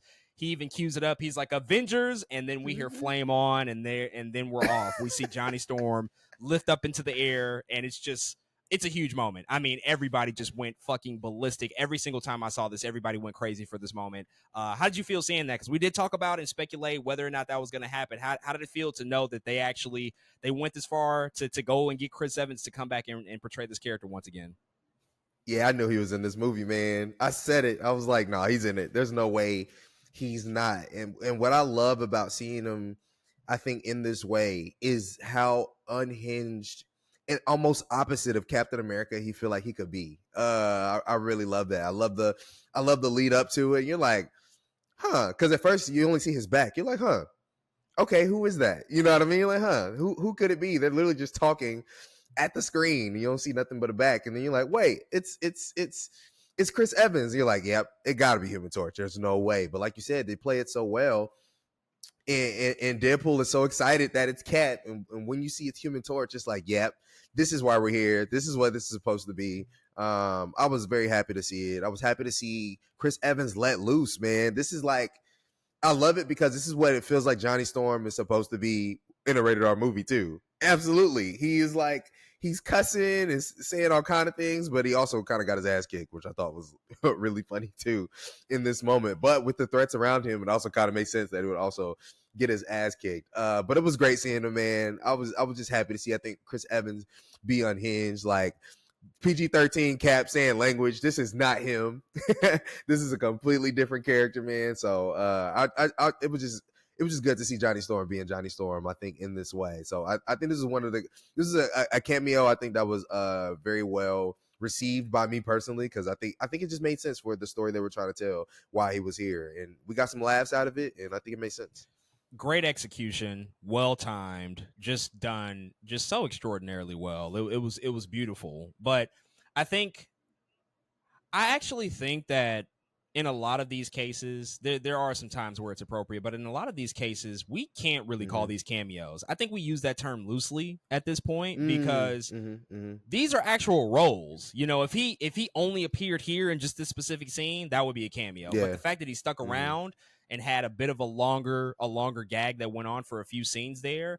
And same thing with the rest of the Resistance that we'll get to, of course, with Electra Blade and Gambit. Like, these are actual supporting roles in this movie at this point. Yeah, for sure. I don't consider, for another example, in Spider-Man No Way Home, I don't consider Toby and Andrew to be cameos. Like, those are supporting roles. They're in the entire second half of the movie. Now, Doctor Strange in the Multiverse of Madness, those are cameos, and those are explicitly cameos because they're not handled well at all. And I think that in seeing Johnny Storm here, beyond obviously just being super excited about it and being very pleased and happy to see Chris Evans do this, I think that they learned their lesson from Doctor Strange in the Multiverse of Madness, because we saw those characters pop up and just get disposed of so quickly by Wanda. A lot of people were very disappointed by that. And I thought, I was like, I think it's fine. I think it makes the movie better to just showcase how strong she is. But I do understand why people would be pissed at that, to say, like, why would you introduce these characters and just like depower them so significantly compared to Wanda? A lot of people just didn't rock with that shit. And I think that they learned their lesson and said, like, okay, if we're going to bring in anybody in this movie, we got to make sure that it's going to be worth something. And even with Chris Evans coming back here, like, though he got his ass kicked by Pyro in the very next scene, he does stick around, and they actually do have a running gag that actually is a part of the story for the entire time. It's funny. They do some really good stuff here, and to just see him just be a foul-mouthed prick was incredible. I mean, it's taking his character from Knives Out and just putting it on steroids. Like, he's just talking so much shit the entire movie, and that's what Johnny Storm would ultimately do. And I think Chris Evans, he leaned all the way into his Boston accent roots and just went all the way in that bag and was like, I'm getting my shit off. And so it speaks a lot to how good he is as an actor that he was able to come back and do this and have this fun. But then after that, we do see, these other older X-Men villains, come back. Some of them are portrayed by their original actors. Others are not. We do see Pyro and Sabretooth, who are portrayed by their original actors. Aaron Stanford comes back as Pyro. Tyler Mane comes back as Sabretooth. He gets dispatched of really, really quick. Doesn't have much meaning at all to this movie. But then they ultimately go back to Cassandra's lair, which is sort of built out of a large Ant-Man head. The giant man, sort of the entire armor in the head. She's made this her facility, and she's essentially ruling over the void, or at least this specific section of the void. And before we get to her and talk about her, I think that this is the part of the movie, as we started to like really settle into this particular place. This is where I'm like, yeah, we are kind of failing visually a lot here Mm-hmm. because Mm-hmm. the Void is nothing special at all. Like Yeah. there's no visual style, there's no flair, there's no identity to this place at all. Like they shot a lot of this in Mm-hmm. the UK, which is fine, but they don't do anything to like make it its own thing. And Yeah. it only it was only reinforced by the fact that they referenced Mad Max multiple times in the Mac. scene. Yep. Exactly. Like Mm-hmm. Wade says that this is Mad Maxy, but that would be IP infringement. He does the whole Furiosa gag with Sabretooth's head. And I'm Mm-hmm. like, all right, it's funny, but also that movie looks 20 times better than what you all are Right. doing here. Like, that's a real wasteland. That actually has character and identity. It's a integral part to the story. Here, like, we're just in an open field and it doesn't look like anything, and the Mm-hmm. colors are washed out, and nothing feels great to me at all. And I just thought that all of the stuff in the Void, and a lot of the movie takes place here. Like, all of the stuff in the Void lacks any sort of distinction. It doesn't have anything to it. There's just like grassy lands. There's a cornfield. There's a desert land. Like, yeah, we switch up the locale a couple of times, but there's just nothing done to it. I think it might have been more effective. It would have taken a lot more money and, even more story. But in a movie like Mad Max, or even in a show like Fallout, in these Mm-hmm. wastelands that exist, we see factions, we see their different bases, we see all of these Yeah. different people trying to coexist or not coexist in a particular place, and we don't get none of that. It's no real world building here, and I thought that was just a huge missed opportunity. And this is where I'm like, yeah, they kind of failed on, I think, taking the Void to another level and making it its own distinctive, unique type of world. Yeah. I think part of it too is like, I mean, you're really saying it. It's a stylistic thing. Like Mad Max, as desolate and wasteland as it is color graded very well. Like it's beautiful. Like the way it looks is just like you're just staring at the screen. Like, how does it look like this? And what's also so interesting is this is the same Void from Loki. I thought the Void looked pretty good in Loki. I was like, wait a second, this is It was not. better Are we there sure for this is? sure. Are we sure this is the same place that's coming from? Especially, I don't know. I think there was just so much. I think a lot of it is just color grading. It's like you said, a lot of the colors are washed. Like, why are we doing that thing where we're washing out the colors, especially in a comic book movie? Like, I couldn't figure that part out, especially in a movie that is so comic booky. This is like one of the most comic booky movies I've seen. I was like, this is so literally stripped out of a comic book. This is so Deadpool and Wolverine. That's like, why aren't we leaning into that when it comes to the way it looks? I couldn't figure that part out either. And I think I was disappointed because in the trailer, when you do see like this Ant-Man head and Cassandra Nova, you're like, oh, they got a whole wasteland over, you know what I'm saying? They got a whole thing going on. And by the time you see it, you're like, oh, that's it. I really said that in my head. I was like, oh, that's it. I was definitely disappointed by what we were given there because, yeah, I just thought they would do better. Even though it is called The Void and it can be desolate, Mad Max and even Loki have proven to make it still look better than what it looks like there. So, yeah, I really couldn't figure that part out and why they did it in that way. So, yeah, I was definitely disappointed by it as well. Yeah, you just expect more at this point. But again, I think Marvel has this style that they have across a lot of their films, and with a few exceptions, they step outside of that style. If you have a really auteur type of director who knows what they want, but they do so much stuff in visualization, and they plan a lot of this stuff so far ahead of time, and by the time directors and filmmakers come on, it's kind of already laid out for them. I think that just detracts away from the opportunity to take it to the next level, because this movie, in addition to all these points we're making about the Void, like, it actually feels small. Like, we don't really go anywhere. It's this dull, empty Mad Max ripoff of a desert. It's one office building in the TVA, and then it's like a single city street at the end of the third act. Like, that's really it. And that's kind of crazy to me. And I know with the film, they're trying to call back to buddy comedies and road comedies like Midnight Run and 48 Hours and stuff like that. I get the spirit of that, but they don't even go anywhere. Like, they don't go anywhere. The Void, like, they drop in, they go to Cassandra's location, they go to the Borderlands, which is nothing. It's no distinctive place, and then they go back to Cassandra's lair, and that's it. And so, just a big missed opportunity. This is where I'm like, okay, Marvel, y'all are just kind of doing the same shtick again and again and again, not really putting anything really behind this. And I'm sure the filmmakers worked hard on this stuff. I can't ever take that away from them, the craftsmanship behind it. But in comparison to these other movies that we're actively referencing, y'all are falling short. Let's just be honest about it. But let's talk about Cassandra Nova, played by Emma Corrin, who is an incredible actor, actress. They are just really, really wonderful in The Crown. I saw them first. I think it was season 4 when they portrayed Princess Diana, but they're coming in here portraying Cassandra Nova, who is the twin of Charles Xavier, which is obviously of huge importance to these characters, especially Logan in particular. And we meet her and we see her in all of her terror and all of her glory. She is, again, ruling over this particular section of the void. We get to learn a little bit about her backstory, how she ended up here. We also get a quick display of her powers very early on. And we ultimately see, like, yeah, she wants this Logan because they're very hard to come by. She's like collecting characters from across different universes in the void to make them her own personal army so she can rule everything. And so we kind of get introduced to her first here, and we see, again, just those displays of power, some of the backstory. Just on a high level, high big picture level, what did you think about Cassandra Nova, what Emma Corrin brought to the role, and ultimately their role in the movie and how they sort of influenced the story? So I think Emma Corrin killed it. I think she did a great job as Cassandra Nova, but I think she kind of almost falls a little bit into what we were just talking about paradox a little bit, not in exposition wise per se, but in what she had to do. I feel like she did pose a threat because she is such a crazy mutant in that way, but there are things about her I think that I feel shortchanged about, and it could just be because I'm thinking too hard, but I really like seeing her in the context of Charles Xavier being available. Like, that's like part of her story that makes her so cool, of like, Charles Xavier's over here and you're over here and this is how y'all operate. Like, it really is like also the realization when Professor X finds out that Cassandra Nova is his twin. It's like, whoa, what the hell just happened? And unfortunately, we lose a lot of that here. Some of that stuff is like quickly in exposition. Like, they have to say it in one liner real quick. Like, oh yeah, Professor X this, Professor X that.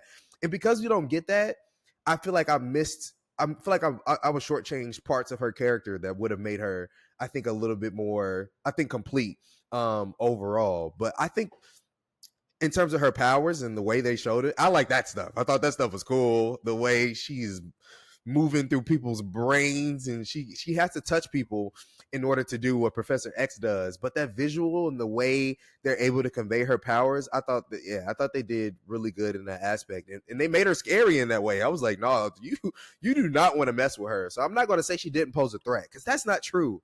I think she was definitely scary in that way, but I think for what she had to do, and even what her motivations were as a character, just weren't where I needed them to be to make her feel. I feel like Deadpool and Wolverine in some ways were like kind of above her. Like, they didn't make her feel like, oh yeah, Deadpool and Wolverine got to go deal with her. It was just like, she's formidable, but she's not doing, I don't know, but she's not doing what she needs to do. So yeah, that's kind of how I felt about her. I liked Emma Corrin. I think she killed it. I liked the power set. I think she was scary in that way, but I think they needed to give her a little bit more overall. Because even when we see her in the mind of Logan, I think we needed more of that. I think we needed for them to show us more about like how she can manipulate people and get through their mind, and like, but because even when we get to that point, it's all a ruse, right? Like, Wolverine's a part of it. They're all in on the joke of like getting to Cassandra Nova. But I wish we had seen that a little bit more clear before it was a ruse. So yeah, I think that's how I feel about her. Yeah, this is just another villain that doesn't do anything for me. I won't even jump through hoops to try to justify the existence of the character. Mm-hmm. Like, it doesn't matter because they dispose of the character at the end of the movie. Like, as Yeah. quickly as we met Cassandra Nova, she is now dead. Like, that is over and done with. And that's just Mm-hmm. a mistake that they make, I think, far too often in the MCU. We get a lot of cool characters introduced and then they're just dispatched off quickly outside of a couple, your Thanoses, your Lokis, who have the time to grow and develop, and we can really say like, oh, they're exceptional, they're great villains because Mm-hmm. we've had the chance to spend time with them. And I'm not saying that they can't kill villains entirely. You do have to have some sort of stakes, I guess, in terms of just like threat levels, and sometimes you have to get rid of characters to just really drive home like, yeah, this is like a life or death situation. It's either them or us. But this is just another example of that. And Emma Corrin, they're great. I think that they did everything that they could personally to perform and give the character as much as could be given. But once Yeah. again, the motivation, I want to rule the void.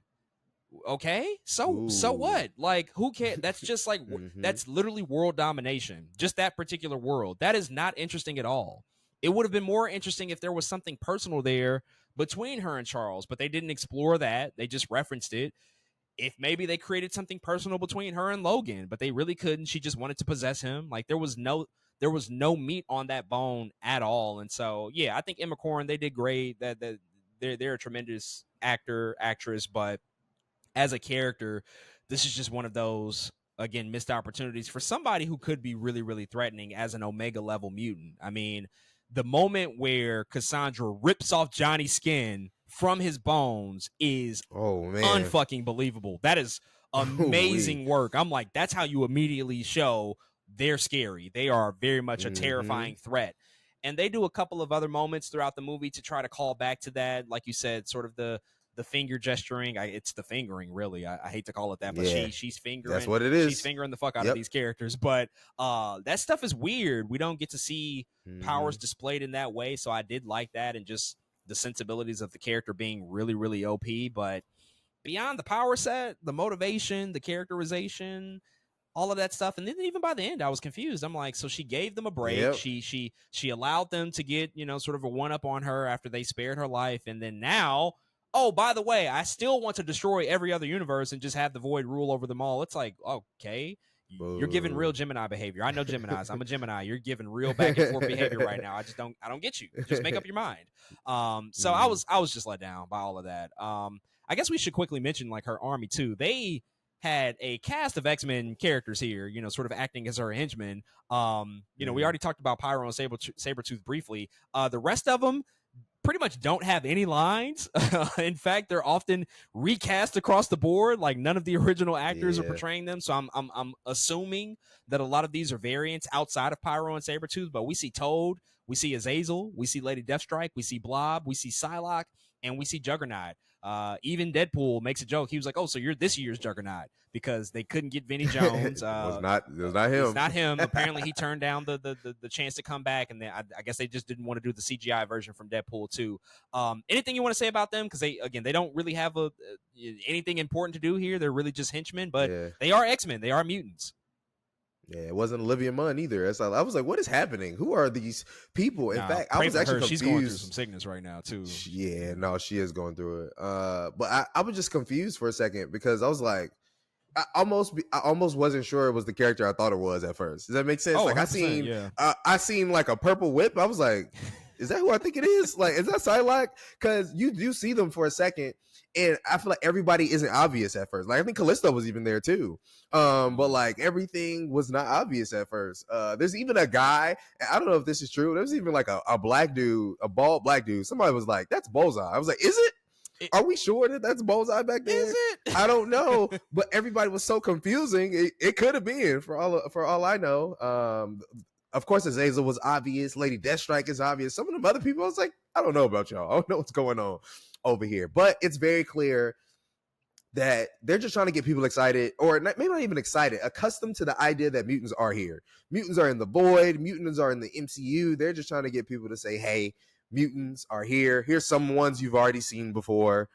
That's it. And for that, it's fine. It is what it is. I mean, I guess y'all are here. It just threw me off a little bit seeing like the different actors portraying them, because I was like, how we got the other actors playing who they supposed to play, but these people over here, who are you? Like, I guess, whatever, man. So yeah, but I understand what they were trying to do, and for that, it was just fine.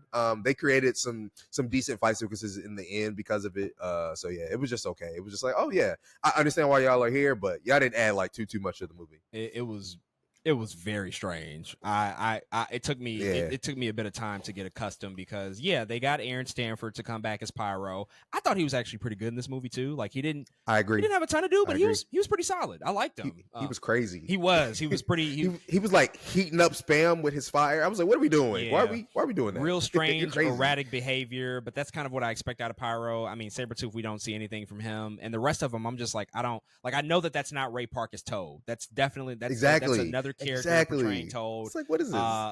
They're not even in the credits of the movie, so I don't know who some of these actors are. They might just literally be stunt players portraying these people. They don't have a name for Azazel. They don't have a name for Blob. Like I don't even know the actors to give them any Mm-hmm. proper credit at all because they don't credit them in the movie. They're just cannon fodder. That's really all they are. It's They're just cannon crazy. fodder. But you might be right about that idea of just becoming accustomed, like, oh yeah, mutants are kind of everywhere, and yes, there are Mm-hmm. variants. And so, like, yeah, this is not Vinnie Jones as Juggernaut, but this is another Juggernaut who just happens to dress just like Vinnie Jones dressed in X-Men: The Last Stand. And so, I guess that's cool, I suppose, but at the same time, even if you do recast them, which I don't inherently have a Mm-hmm. problem with because a lot of those actors have just Right. gotten older, Exactly. they could have had maybe a little more something to do, maybe a couple of lines here and there, some dialogue between them, Yep. maybe like a quick sequence. Like what's their dynamic with Cassandra Nova? Like we don't really see any sort of interaction between them and her except for Pyro. Like she's the only one Mm-hmm. that Pyro really interacted with, or I should say like Pyro's the only one that she really interacted with.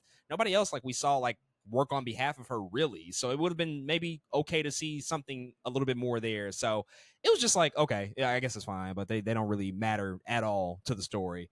After they ultimately escape this particular part of the movie, Alioth is coming, who comes back from, as Wade says, Loki season 1, episode 5. They get launched into another section of the void. They go to a diner. They're eating. Logan is drinking literal rubbing alcohol. That was a joke I've made a lot of times about how alcohol tastes. Like some Yeah. vodka tastes like rubbing alcohol. He's like, oh, fuck it. Yep. I'm going to drink actual rubbing alcohol. We do a quick, couple character beats here. Then they meet Dogpool and Nicepool. And ultimately meeting Dogpool and Nicepool leads them to gaining a Honda Odyssey so that they can go to the Borderlands and find the Resistance. I guess quickly, what did you think about the whole Nicepool running gag? Because it was something they came back to quite a bit in the movie, especially Dogpool, which they heavily sort of promoted in the movie and the lead up to the movie. Just this Yeah. relationship between Dogpool and Wade. What did you think about just this whole thing and first seeing the sort of first interaction between them and Nicepool when they met him? I thought Nicepool was pretty funny. I didn't know what to expect at first when I first seen him. I was like, "Whoa, what's happening here?" But I think they had some good jokes that actually paid off by the end, right? Or by one of the final fight scenes between all the other Deadpools and them. I think introducing them early helped pay that off in a okay way because of it was just funny. It was good comedy.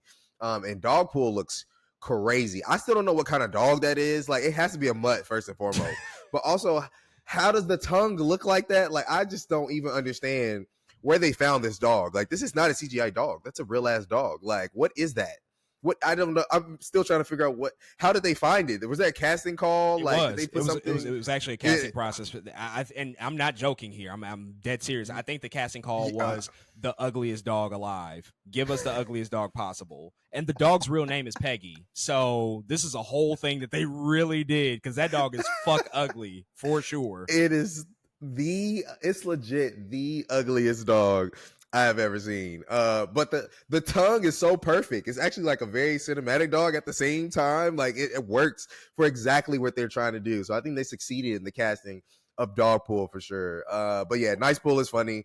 Again, the introduction to them, at first I was like, I don't know why we're here, why we're doing this, but then eventually it pays off, and I was like, okay, now I'm okay with it. So yeah, it was cool. Yeah, it was fine. I think the Dogpool stuff went on a little too long. Like there was a little bit too much of that. Yeah.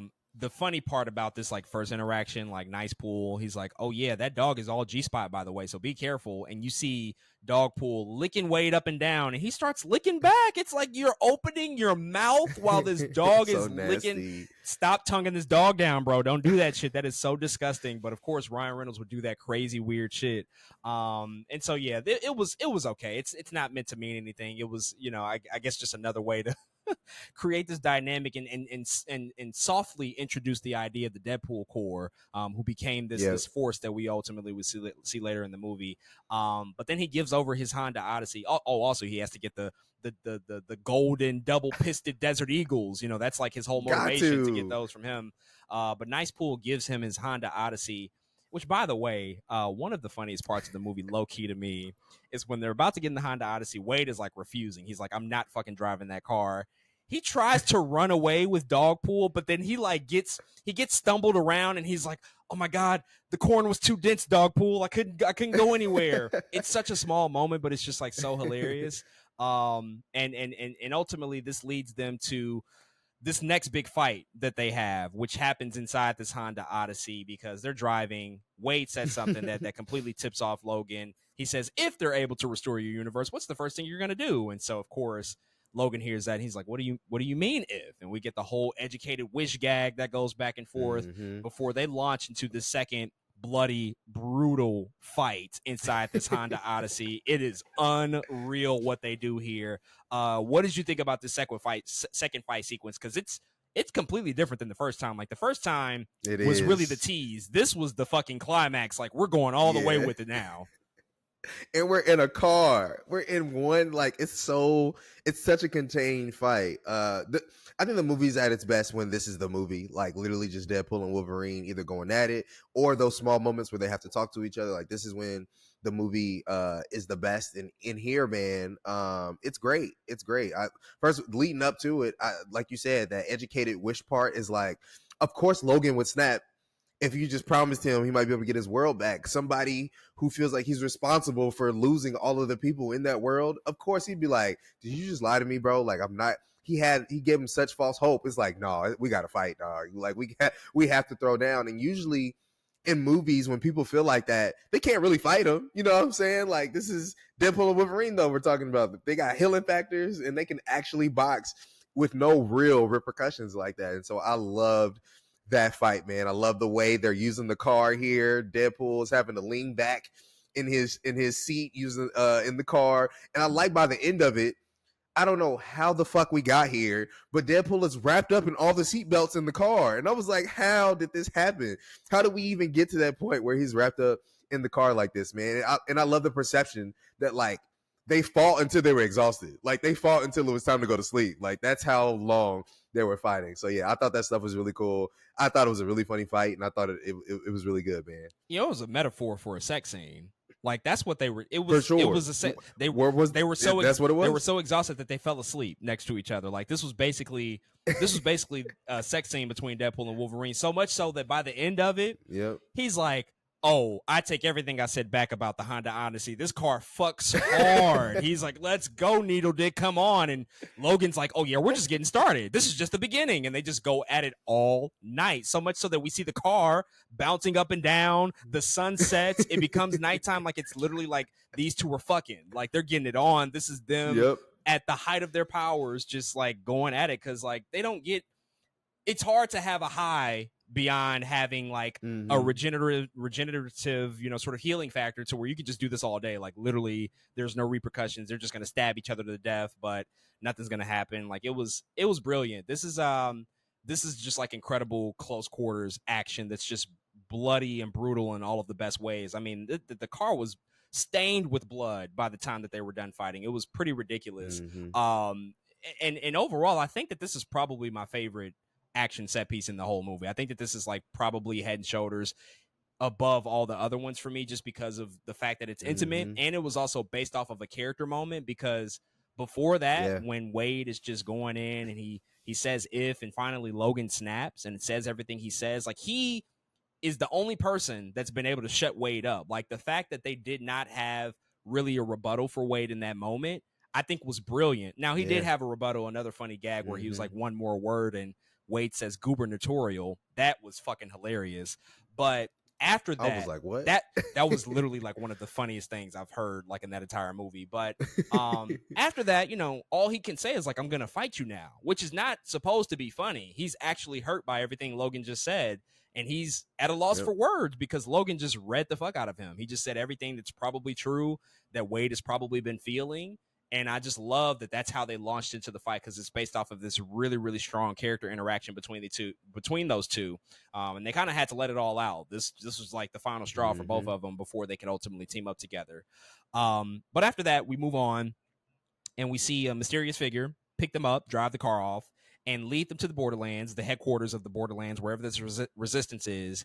And we are introduced to the huge surprises of this movie. We first see, come out of the shadows, Jennifer Garner return as Elektra, who had pretty much been confirmed well before the movie came out. We saw that in a lot of the trades. We talked about it. That really kind of kicked off the speculation for this movie in terms of like, oh, they're going to bring back legacy characters from other movies. This is going to be a big play. And then right after her, again, one of the other loudest eruptions from the movie theater. You see Wesley Snipes come back as Blade. He's not been this character in almost 20 years at this point. He's coming back for the first time since Blade Trinity to portray this character once again. And then, in a slightly shocking turn of events, the third person that follows behind him is Channing Tatum as Gambit. And if you don't know, if you're listening to this podcast, I know it's random as fuck and it only appeals to maybe the smallest demographic, but Fox was going to make a Gambit movie starring Channing Tatum. In fact, it was confirmed even 10 years ago at the 2015 Comic-Con. He was on stage with the rest of the Fox X-Men cast. They had the new generation of actors. They had Ryan Reynolds as Deadpool. Logan was gearing up to be released, and they were going to make a Gambit movie, but it never got off the ground. It never made it out of development hell before Disney ultimately purchased Fox, and that movie was canceled. But they decided to go ahead and dig into the crates and bring back this character and give Channing Tatum really his first opportunity to play this role of this character that he's been longing to play. And then shortly thereafter, we see Daphne Keane return as X-23/Laura, reportraying her character from Logan, which came out 7 or 8 years ago at this point. So she's also a part of this resistance as well. So yeah, man, take it away. What were you thinking as you just saw all of these huge reveals come across the screen and you saw all of these big surprise appearances from these characters? Yeah, I love that they started with Jennifer Gardner, because it was like, oh, it's Jennifer Gardner. We knew she was going to be in this movie. That's cool. And then you see Wesley motherfucking Snipes. I haven't heard a crowd erupt like that in a long time, bro. It was kind of crazy seeing how excited everyone was to see Wesley Snipes back as Blade. I was so in shock. I like legit couldn't believe it. I really couldn't. It was not only that, but it was also like the fact that you called that. I just knew. I was like, I just felt it. Huh? Felt it in my bones, man. Huh? Like usually there are ones I'm like, oh yeah, I can see that, or I can feel that. I didn't see it. I didn't see it coming, man. And they really did that shit. Because even Blade was not part of our 20th Century Fox talk. It was not a Fox movie. That was a movie made by New Line Cinema. Fox movie. You know, so they even dug outside of that particular universe for sure. Yeah, absolutely. So it was just very surprising to see. And people know how I feel about Blade, bro. I was fucking lit and over the moon. But yeah, that was one of the biggest pops I had seen in a minute, seeing him, man. Channing Tatum as Gambit. Lord Jesus, man. One of my favorite parts of the movie, bro. I'm not gonna lie. He was so goddamn funny in this movie to me. And like you said, he was supposed to be Gambit a long time ago, 2015. There's like the whole entertainment weekly photo shoot they did with all the Fox Marvel people at the time. Channing Tatum is right there. Ryan Reynolds is right there. You're just like, oh shoot, this is really supposed to be a thing. And then it never happens. And so I love everything they were doing with Channing Tatum. Channing Tatum was doing everything perfectly to me in terms of being such like a silly version of Gambit. Because his movie never got made, it's almost like we had to make this character as silly as possible in the way that we were supposed to portray this. And so they gave him this silly accent, and they made it's not as Cajun as it was supposed to be. It was so off. It was so inaccurate of what he was supposed to sound like, but you knew exactly what he was going for. And that's exactly how you know Channing Tatum is a good actor, man, because he was doing that stuff so well, man. And man, you know, I really like the reference to where Gambit was like, well, I might have been born here, talking about the Void, because like his movie never got made. Like he's the only person who didn't have nowhere else to come from. Like Elektra came from Elektra, Blade came from Blade. Where the hell Channing Tatum come from? He was born in the Void, literally. So I love that they referenced that. Everything he was saying was funny. Deadpool looks at him, he goes, who's your dialect coach? The Minions? I was like, perfect. This is all perfect, man. So I was laughing a ton whenever Channing Tatum was on the screen. I thought that stuff was great.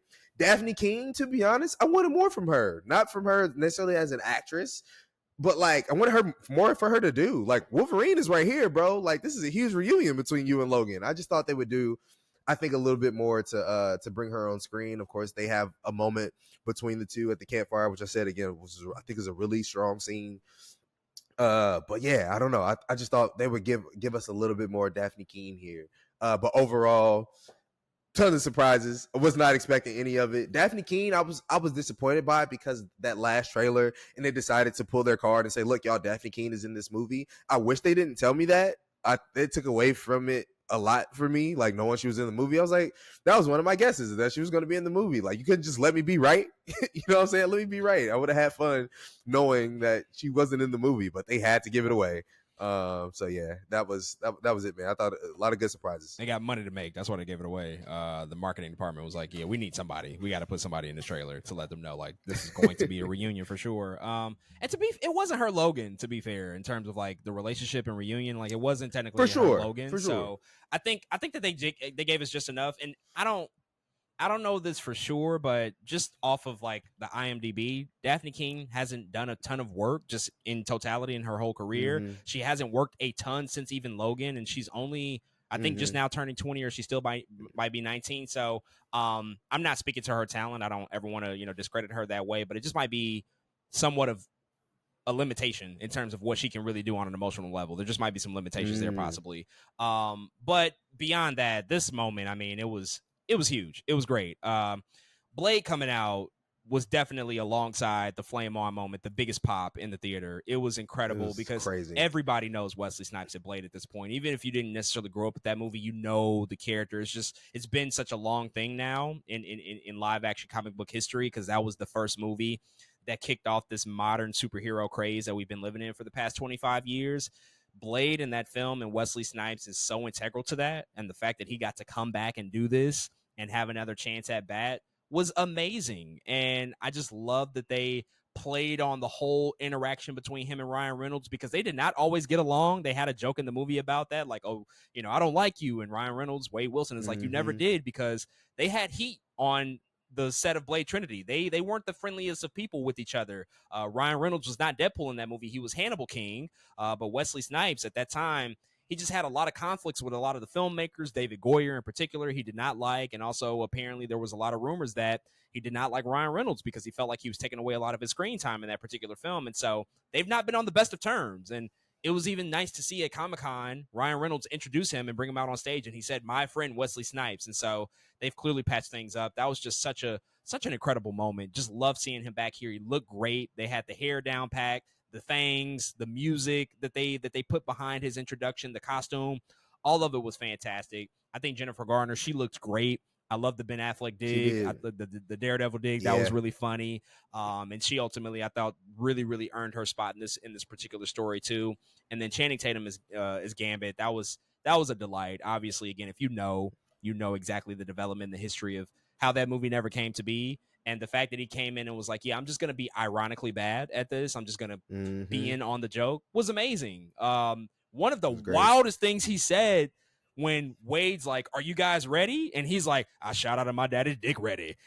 He was dropping his buttery nuts all over my mama, and I came out asking, "What's up, Doc?" It's like, yo, what the fuck? Who wrote this for you? Why are you talking like this? I mean, everybody from Southern Louisiana got to be blatantly offended by what you're doing right now. Like, that shit is crazy how you're talking like this, man, because it's completely inaccurate to a Southern Louisiana Cajun Comedy accent. gold, bro. I'm sorry. He was fantastic. He was so great in this moment. And also the costume looked pretty decent too. It looked pretty decent. Now I do want to ask this though, just about all of these characters. This movie has been positioned as a love letter to the Fox era of Marvel movies. I mean, we sort of knew that coming into it. That's been a big marketing scheme, I think, to just like give this movie a purpose and an identity in terms of what it's trying to achieve. And Blade, I think, makes all the sense in the world. Now, if we're getting honest and real about it, nobody likes that Elektra movie. Like, nobody on earth. That movie is a bad movie. We didn't have much to say about it. It's just not a great movie. And Elektra's not the most popular character either. Also, Channing Tatum is Gambit.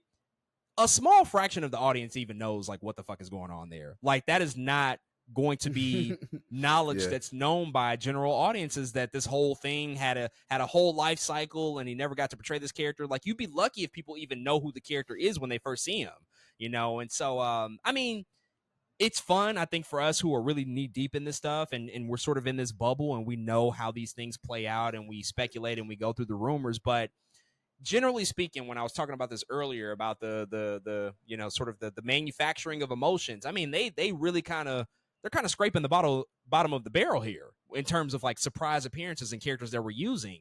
I mean, do you have Mm-hmm. anything to say about that? Just about the fact that like, okay, this is fun, and obviously it's fun for comic book fans and comic book film fans, but generally speaking, like when we rewatch this movie weeks, years, months down the line, like how is this gonna affect our relationship with the film? Because it's a great moment initially when you're in that theater, but how will it age over time when we're really thinking about the legacy, I think, of these characters, those movies, especially in the context of like where Deadpool and this Wolverine film is now?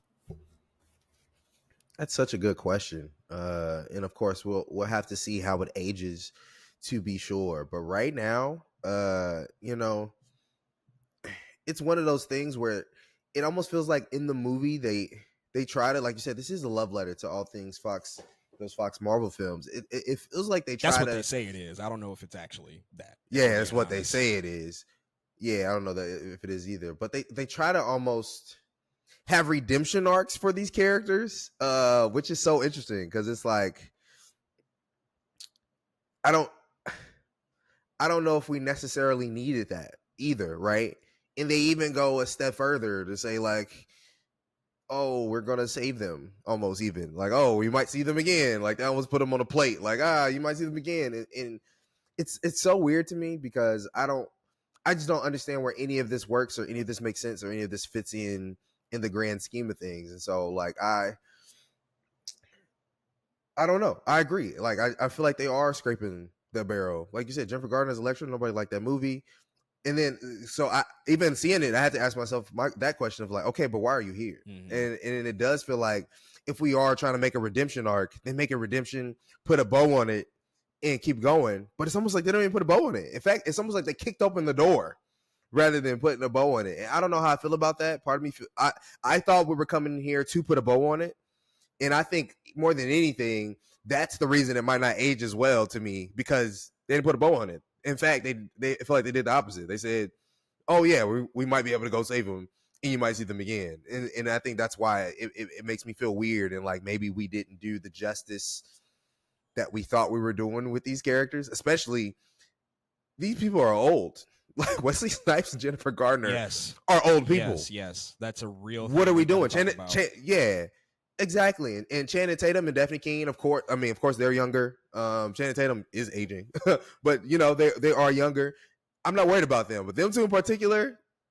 What are we doing? And because it didn't feel like that, I just didn't understand what we were doing there. Even Chris Evans as Human Torch felt like, oh, we killed him. Cool. You know what I'm saying? It was like, oh, that's the bow. Like, cool.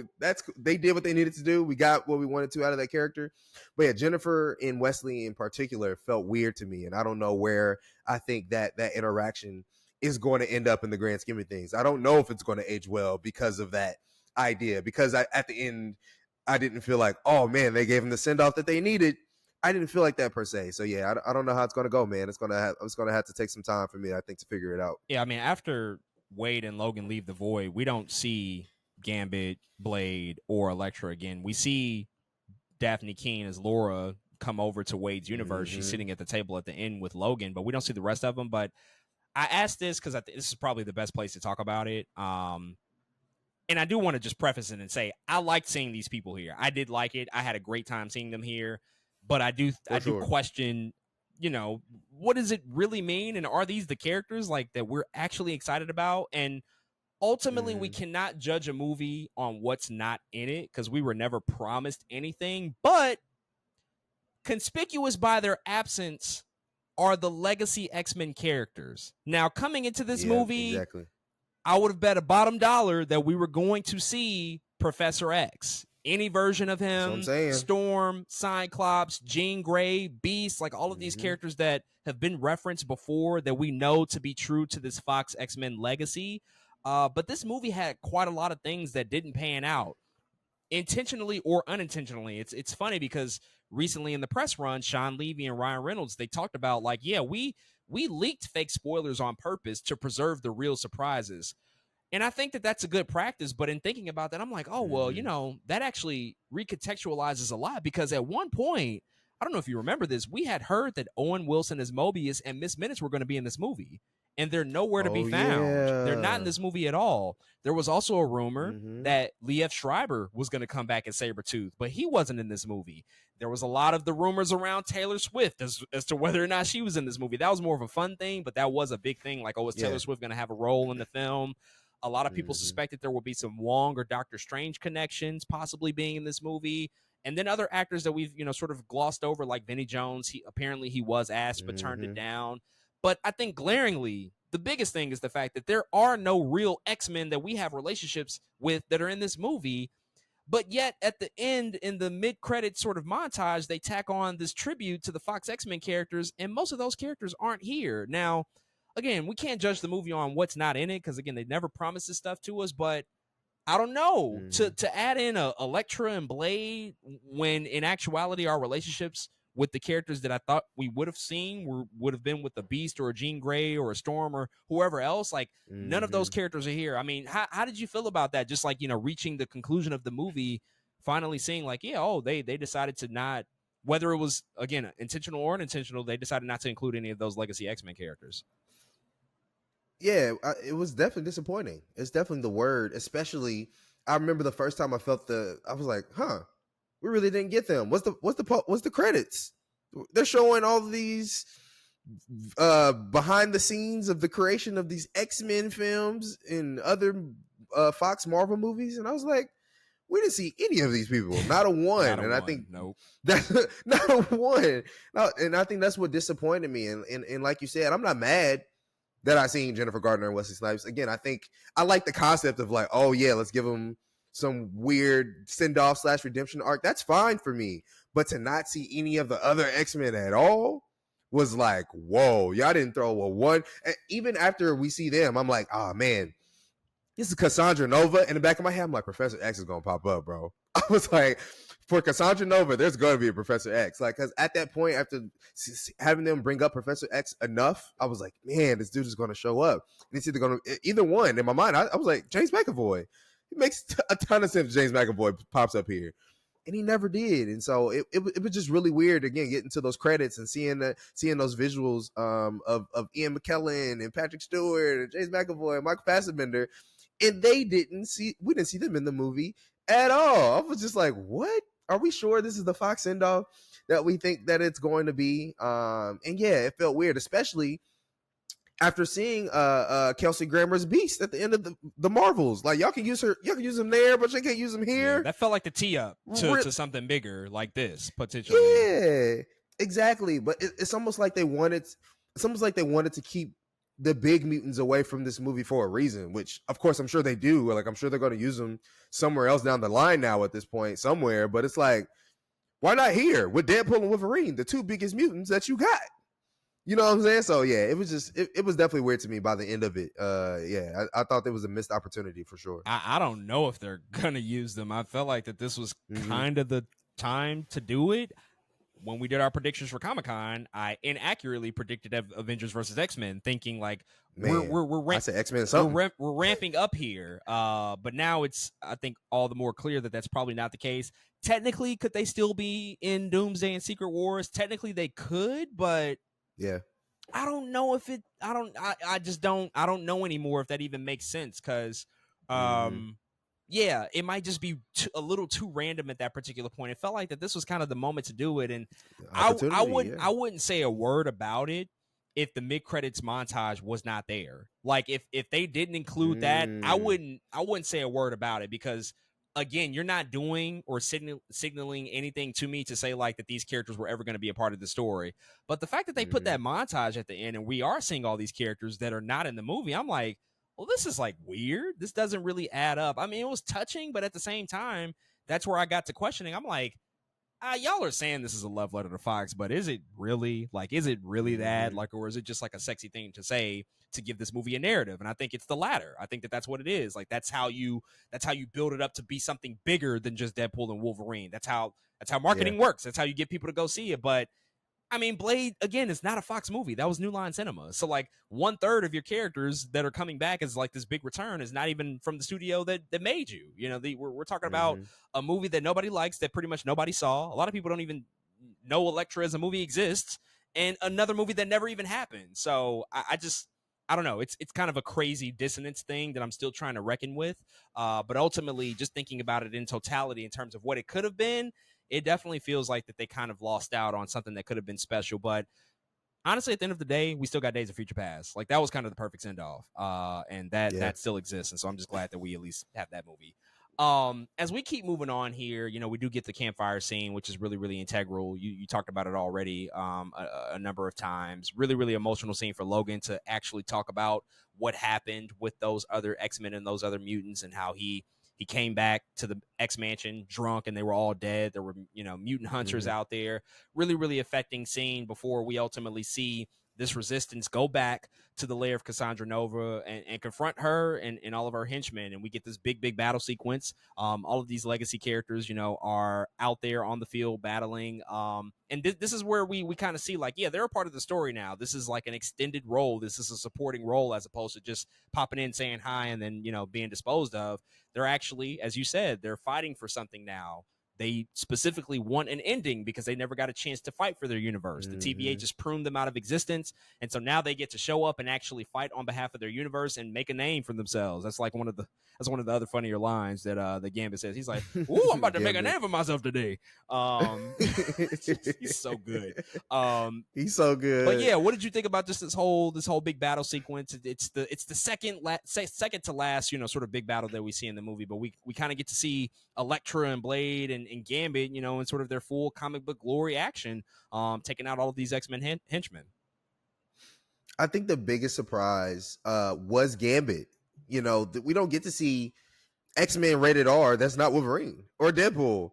It was like, whoa, Gambit is throwing these cards, these kinetic cards, and blowing people up. Like I was not ready. I don't know. I just didn't expect, I think, to see that in this movie. But I think that whole scene, it was decent. It was fun. Again, it was very it was what I wanted, I think in a comic book scene in terms of like, whoa, there's a lot going on. I like all the different characters that were involved. I think what still took away from it was the makeshift X-Men they kind of put together on the other side, like the Cassandra Nova side. I was like, who are y'all and what is going on? Like, I wish we had some more from you because a lot of those like one-on-ones that we would have gotten would have been crazy. Would have been like, oh shoot, it's Gambit versus Juggernaut, you know what I'm saying? Yeah. Or like just those different interactions would have meant more in that moment. But I think for what they had and what they did, it was pretty fun, man. Seeing Blade go crazy again with what he had, seeing Elektra slice some people up. Again, I wanted a little more from Daphne King as X-23. They only gave us a couple moments when she was slicing people up. They kind of tried to save it towards the end of the sequence. And I was like, oh man, I wanted you to go in. Like you're older now, you're taller. Like give me everything. And part of me thinks they also to your point, like, oh, maybe Daphne Keene just doesn't have that much to do emotion. Part of me also thinks that maybe they just might be saving her. You know what I'm saying? Like, oh, they're going to use her again down the line. So maybe we don't need as much as her right now because they may use it for something else. So we'll have to see on that front as well. But I think it was fun for what we got, man. I like the character interactions between the resistance that we had, them talking to each other, them bouncing off of each other.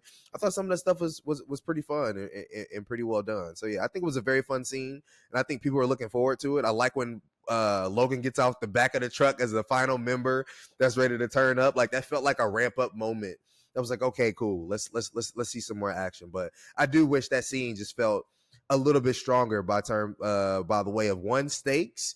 And some of those interactions was just a little stronger as well. Yeah, it was okay. Beyond even what you just said about the character interactions, the shaky cam bullshit just really irked me and irritated me. Like Mm-hmm. we can't really make out legibly what's happening here. Like it started off so fucking shaky. I'm like, is this the Bourne Identity? Like what are we doing? Are we trying to hide shit? Like I know these people are older. Maybe we're trying to mask the fact that Yeah. like there's a lot of body doubles out here, but it was a lot of Mm-hmm. shaky cam bullshit going on. I'm like, I can't even make out what's happening. It's debris flying, it's cards, it's Azazel popping in and out it's a lot going on. Like just give me some clear, Yeah. distinctive action, which was in contrast to the other action we saw earlier in the movie, which was shot really, really well. Like I can make out everything that Yeah. was happening, as opposed to here, it's like, yeah, it felt like y'all were trying to hide some of the Mm-hmm. shortcomings that were probably just the reality of having older actors, you know, try to do this choreography. Like people just can't wake up and perform this shit on a whim. Like you have to get in shape, you have to be ready and train and rehearse, and there's so many things, but it kind of stuck out like a sore thumb. I will say I did like, even though it's a no-name actor, it doesn't really mean anything to the movie. Seeing Blade and Azazel fight each other, that was cool. I'm like, Yeah, that would be the that's perfect tight. person to stand off against, and the teleportation and stuff like that, and Blade ultimately get the better of him was cool. Daphne Keane, I mean, fucking slicing up Juggernaut's Achilles heels was brutal and vicious. That was Fire. really I dope. like that I like moment. that a Yeah. lot. Yeah, Jennifer Garner sliced up some people, and Gambit, yeah, the whole card sequence when he actually, pulled out the cards and you can see the magic at play.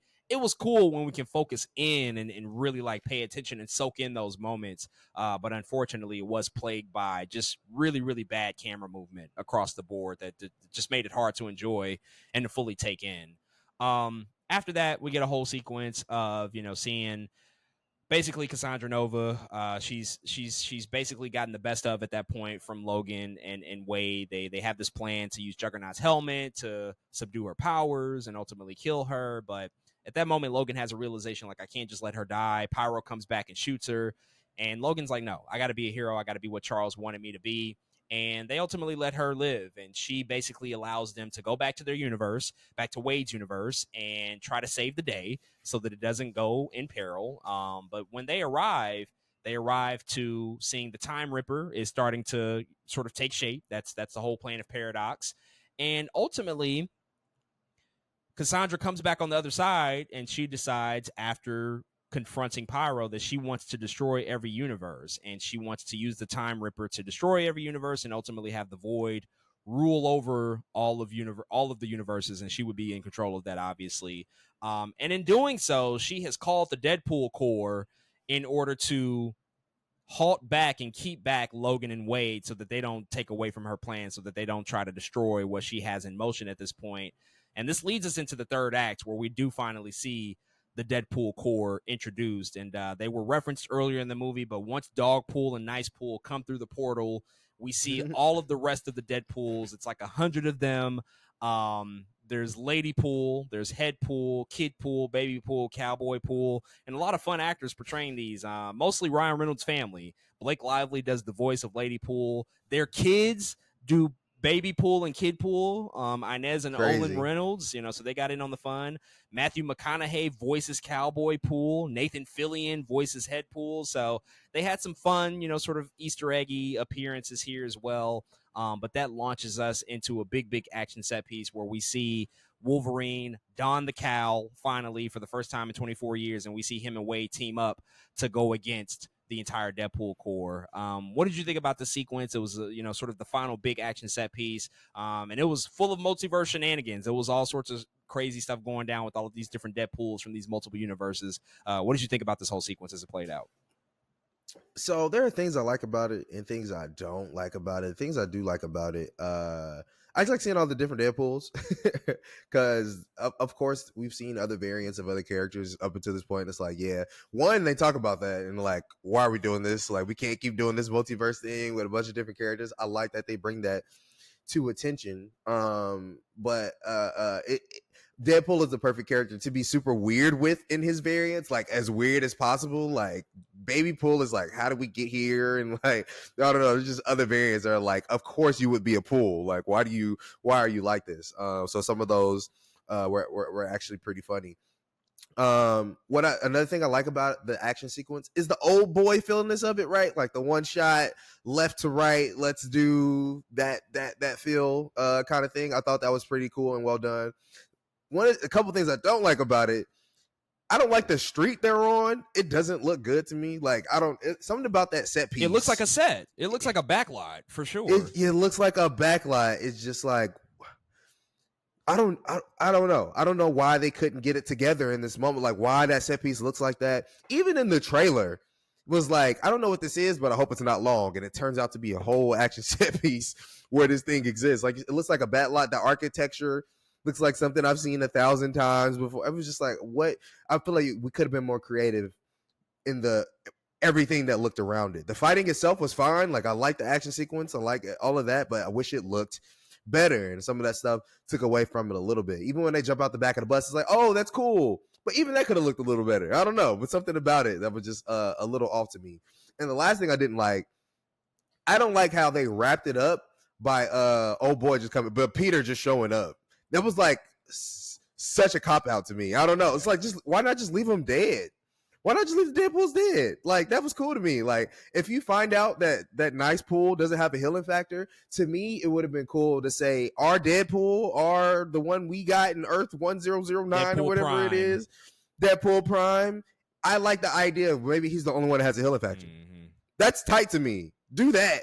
And leave everybody else dead. Don't just bring Peter in and be like, "Oh, Peter!" Now everybody don't care, and then that's the end of the scene. You know what I'm saying? So there's things I like about it and things I don't like. So overall, it was an okay scene for me. I like the action. I just wish it all looked better, and I wish they didn't have like some of that copy out kind of stuff. But yeah, it could have been a better scene for sure. But I didn't hate it. Yeah, I agree. It's okay. It's not as bombastic and as epic as it really could be. I think it's it has a lot of shortcomings. I mean, first and foremost for me, just from a story perspective, they really don't need to be here. Like, they're only here because Cassandra, I called reinforcements, and it's like, that's the motivating factor, that they're just like here. Yeah. It's just a really thin excuse to have them here on screen. Visually, when you do see them, it's like, oh wow, this is pretty epic. There's 100 Deadpools. Some of them are weird and crazy. You got this floating skeleton head. You got a cowboy.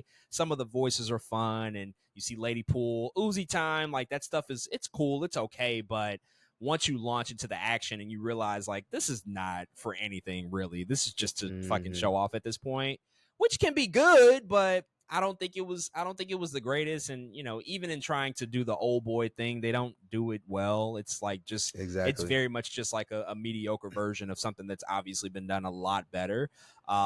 Because none of it means anything. All of these Deadpools are going to regenerate in an instant. Like, it's not going to mean jack shit. And to be honest, this might not be popular. I know it got a huge pop. I don't know how I feel about the cowl. I just don't know if the Wolverine's cowl over the mask. I agree. No, I'm with you. We're on the same page. I don't know if it works, man. I don't know if they've cracked. I think we're on the same page. Yeah, they can try again. It can be improved upon. I'm sure if they went back to it and really knocked the design, there could be room to make it work. But in this particular instance, just seeing it, like, there's this weird dissonance, because here's the thing.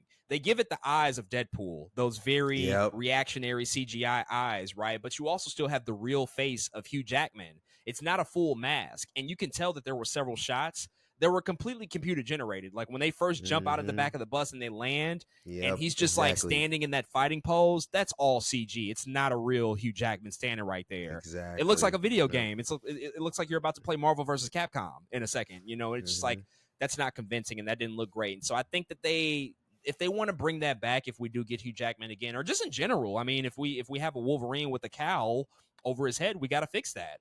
Ultimately the scene itself, it was just okay, but we do get that great Madonna song, Like a Mystery, that blares over the background. That was really cool. I'm sure you appreciated the Nice Pool, the slightly touching the fourth wall with the proposal reference. That was that was a fun. That's one of my favorite movies, man. Hell yeah, that was a fun little gag there. But Nice Pool, he caught the worst of that shit. Also, it was really funny to see, like, Hugh Jackman just use dog pool as an excuse to walk cleanly by. Like, they were not going to shoot that dog. I did like the whole scene before. Like, actually did like the buildup of, like, using Nice Pool. Like, that stuff was funny. That's like the payoff I was talking about. I was like, no, that stuff is kind of hilarious. How he was, one, he just wanted them gold pistols, and two, Nice Pool couldn't regenerate. So I was like, oh, maybe other Deadpools couldn't regenerate. I think that's why I also took away when everybody else just got up. Like, damn, why Nice Pool got to be the one that can get shot up? So yeah, I thought I liked the moment before. It was just it didn't pay off too even well. To the multiverse reference, he was like, oh yeah, the Wizard of Oz did it best. The gays knew it. We need to know it. We need to figure it out. That was hilarious to me. I'm like, yeah, it was too funny. We gotta let the shit go real soon.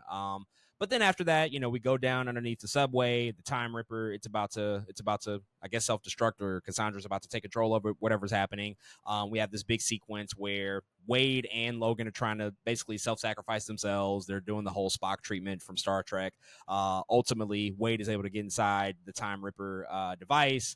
Logan's on the outside, but then eventually Logan makes it in on the inside. They're able to join forces and use their combined power to overcome the Time Ripper and to defeat Cassandra Nova. And it's a big, it tries to be a big emotional sequence. I mean, They Mm-hmm. have the like a mystery cover with the choir that sings over the background and the flashback sequences to just remind us of the lead up all until this point.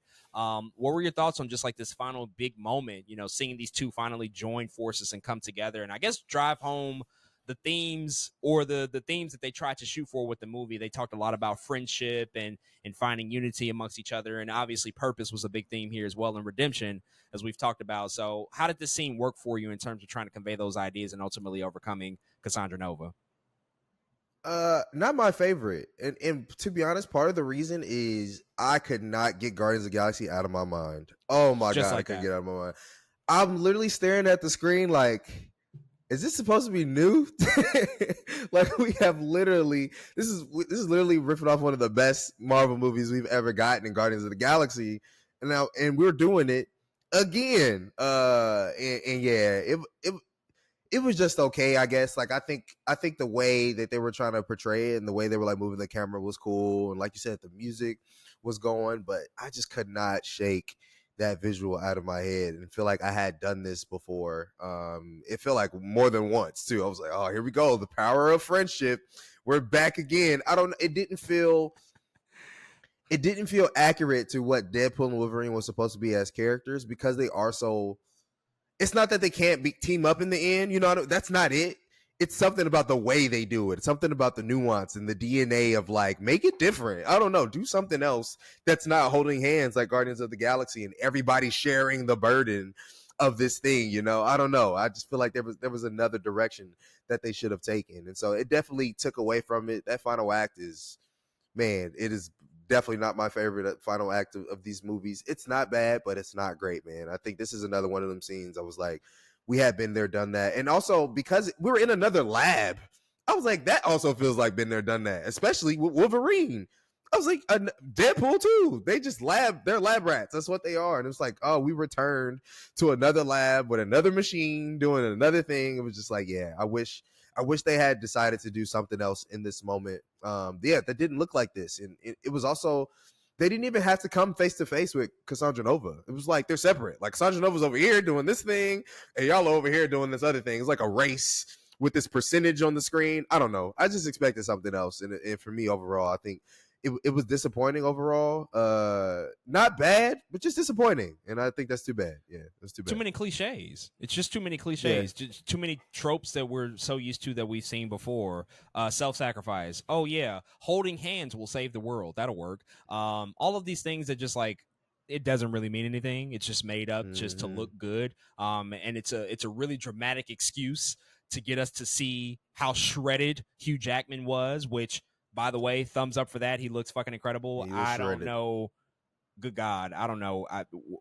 What supplements? I just really wonder. Like, what is he Yeah, he taking? needs to make a What video. fucking Yeah, he got to tell us what's what happening. needles is he Yeah, putting this is into crazy. himself? Yeah. Beyond that, here's the big thing, though. I think the big issue that I Mm-hmm. really take with this whole scene, seeing a status bar at the TVA deplete, there are no stakes in that. There's nothing That's what I'm dramatic saying. about that. That is so cliched and random.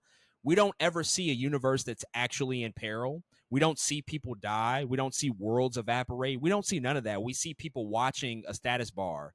It's like watching your phone battery die, and you're just like standing there and just Mm-hmm. like watching it slowly deplete. There are no stakes that are inherent to that. There's no emotional connection. We don't see real humans Yeah. suffering at the hands of what's happening here. Unlike Mm-hmm. the very effect that they're using, the spaghetti effect from Loki, Mm-hmm. which in Loki season 2, we saw multiple scenes of universes evaporating out of existence, and you see people that are Yep. affected by that, and you see the world crumbling around them. It was frightening. We talked about it on the podcast. Like, that was a really, really effective effect. And it also just showcases like how immediate the threat is and how like just Yeah. within an instant, this can be gone and out of existence. And we don't get none of Mm-hmm. that. We don't get a scene with Vanessa or Blind Al. Like, they're never in peril. It's just a status bar that's just slowly going down one by one. I mean, hell, even in Days of Future Past, which for all intents and purposes is a better time travel movie than this is, you For sure. actually see mutants being killed. Like, that's a moment in the movie where we're presented with like, oh my God, Storm might really be dead. Bishop might really be Hmm. dead. Professor X and Yeah. Magneto, they really might perish right here. They go to those extra lengths to show that, to show their demise at the hands of the Sentinels before we can get the moment of like Hmm. actually bringing them back to life.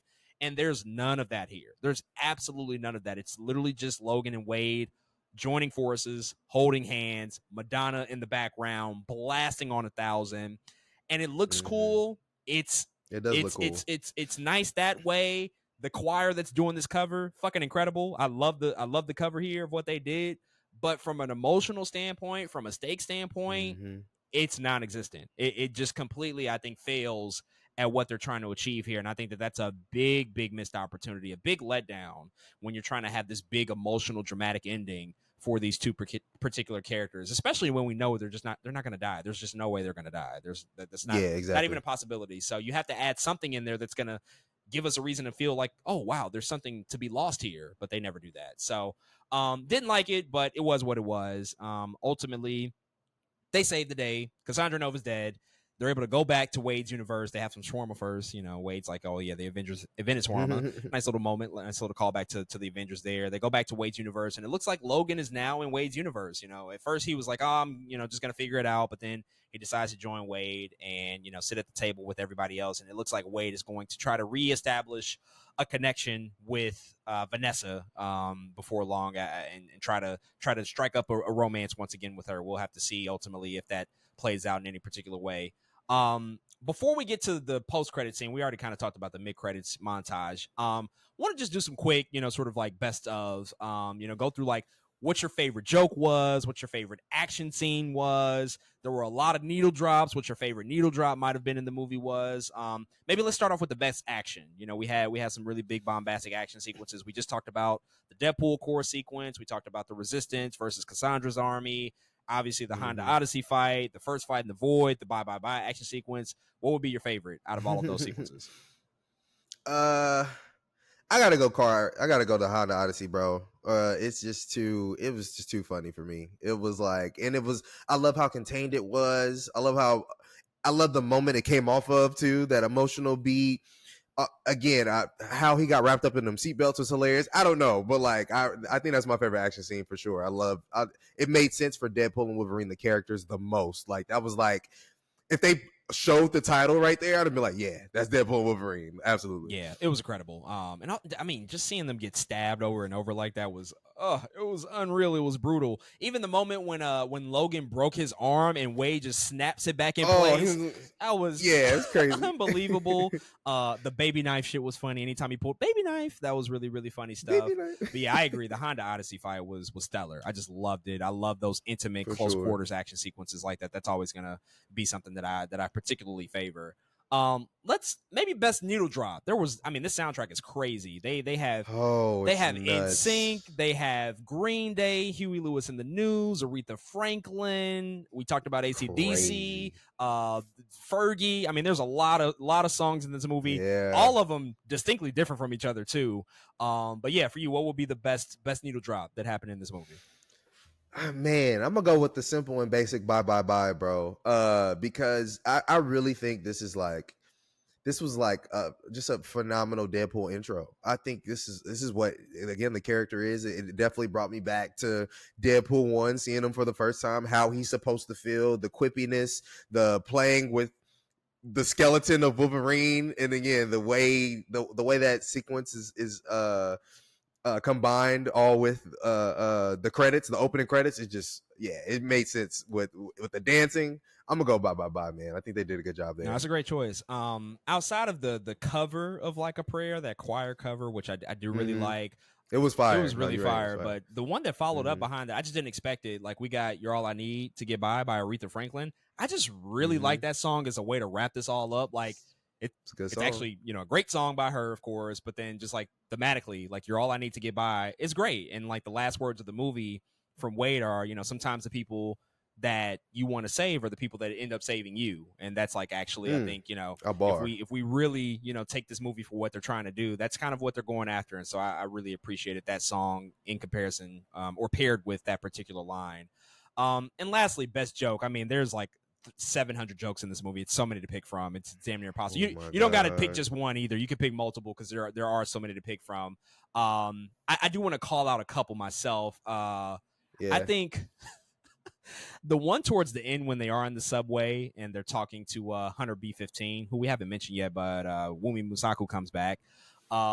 She's like, I want to show you something huge. And Wade responds, that's what Scoutmaster Kevin used to say. That was just unreal. Like the implications behind that, it's like, oh my God, son, you've been scarred beyond measure. That was a really funny line. And I think the other one that got a huge reaction every time I saw the movie, when you first see Logan in the TVA after Wade goes to get him and he brings him to the TVA, and he looks back at Logan, he's like, yeah, welcome to the MCU, by the way. Oh yeah, you're joining at a bit of a low point. That was a huge reaction out of people. That was great. Because that was the first time it was like, oh yeah, we're acknowledging the fact, like, yeah, this is not the same as it used to be. Those are just a couple that really stood out to me. But what else you got, like, in terms of like your favorite jokes that happened throughout the movie? No, those are good ones for sure. You already brought up your Taylor's a Predator line. I think was was right on the head and on the nose of what that was supposed to be, man. I still like Can We Be Done with this whole multiverse thing. Anytime he's being like super meta was really funny to me because I'm like, it's not only funny, but it's also like, are y'all listening to yourselves? You know what I'm saying? Like, are Please we listen. internalizing everything happening? Because there is like a level to this where like they're letting Ryan Reynolds do whatever he wants, but also like, are you really like listening to what he's saying? Like that does not mean it's in their plans at all. Like, are y'all laughing or are y'all also again internalizing what's happening there? Not necessarily funny, but just motherfucker still trying to ice skate uphill. Amazing. 10 out of 10. Amazing. I mean, if you're a Blade fan, just phenomenal. By the way, to that point, I have to ask you what you think about, like, we can't gloss over this. There's the line before they get into Cassandra's lair. Blade gets into the sunroof of the Honda Odyssey, shoots the RPG, and he's like, "There's only ever been one Blade. There's only ever gonna be one Blade." And then the more important part is that Wade looks at the camera and just stares at the camera, like, "Y'all heard that, didn't you?" What did you think about that? Because I'm surprised at some of the stuff they got away with, but knowing that they have an active Blade movie in development, that they let that just be in there, like, what? I don't know if it means more or if they're trying to really say something. But how did you feel about hearing that line upon the first time? I didn't know what to make of it because it almost.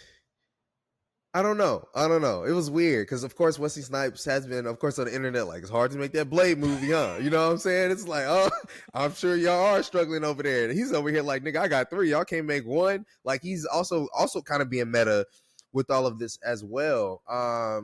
But again, part of me is like, nah, bro, you gotta let Mahershala play this role. Like, y'all better quit playing. Now, this also was like in the back of my head, like, y'all better not let this movie fall. We need another Blade. Wesley, you are old. I love you, bro. You are old. It's okay. There can be more than one Blade, hopefully. Like, we need you to pass the torch. So, I thought it was crazy that they said it, too. And like you said, that they got away with it. But in the back of my head, I'm like, nah, this other Blade movie needs to get made. Like, this has to happen. We'll see. Hopefully, he's not prophetic in that way. I do think another funny line, the Los Angeles Rams uniform line, was funny. That was a good one. I already mentioned gubernatorial. That is unbelievable that they put that in the script. And yeah, I think those are the big ones. I kind of mentioned the big ones. We talked about Gambit a lot too.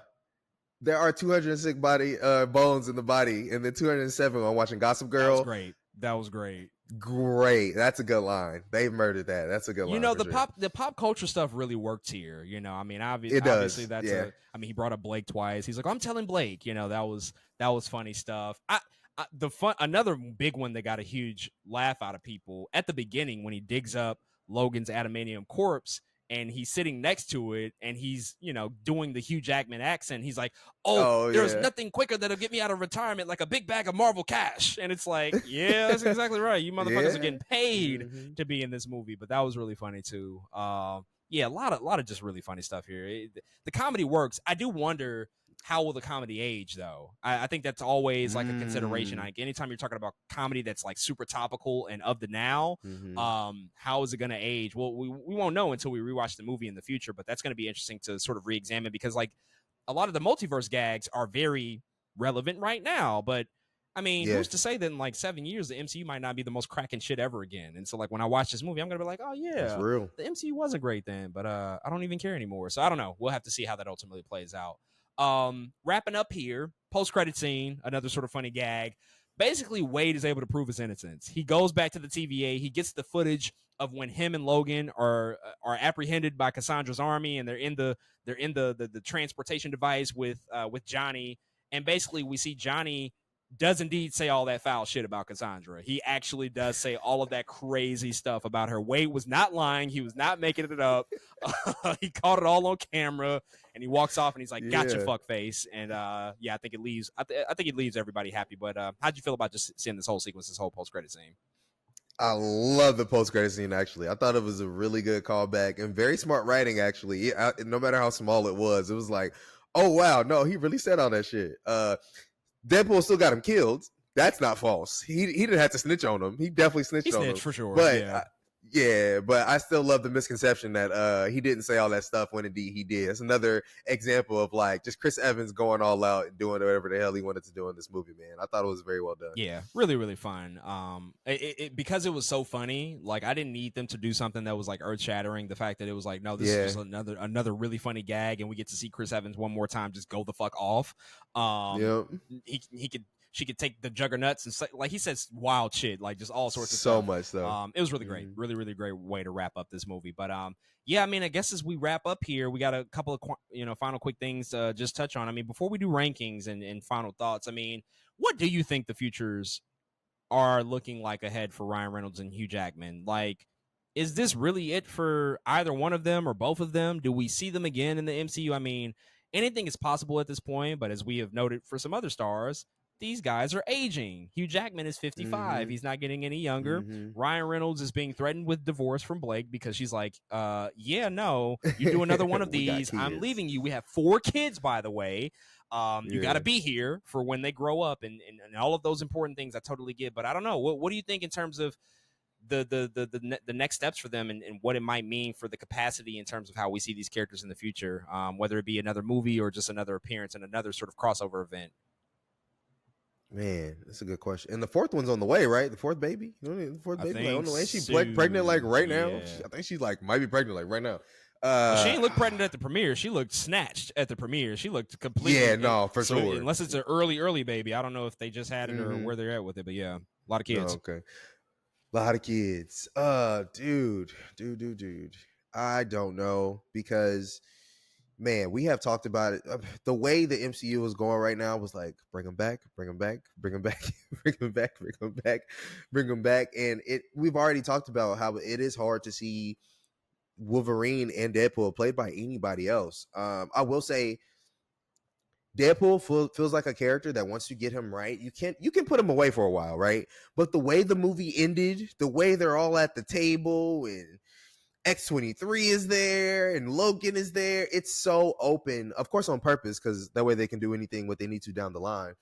I think they may be done with solo films. That's what I think, but I think they'll still be around. I think right now that's the course of action and that's what they're going to do. Like, hey, we need you over here for, I don't know, 20 minutes in the movie. Can you come do this thing real quick? I think I can see that happening for them. I can see a moment where they pop up in something in the future. I can see them popping up in these Avenger movies that are going to happen. I can see them popping up in maybe some mutant stuff after that. But I think they are trying to maybe in some of these solo movies because I think he's really serious when they ask him about Deadpool 4. He's like, Blake will divorce me. He's like, I think he's serious of like, I can't do this too many more times. Like I really have kids. I think he's really serious when he says that. But I think he does love the character. I think Ryan Reynolds does love the character. I think Hugh Jackman, I think they do love the character. And I think if they see fit and if Marvel needs them again to make guest appearances, I think they'll do that. But I think they're going to try to stay away from solo films for a while. Again, Logan, they cut it off. This is him appearing in another movie, buddy cop kind of film.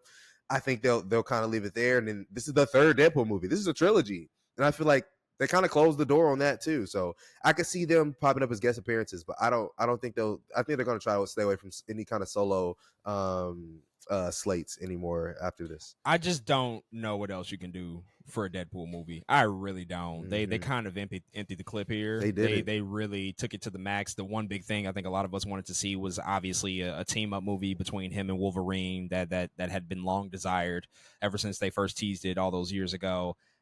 I just have a really hard time seeing what comes next.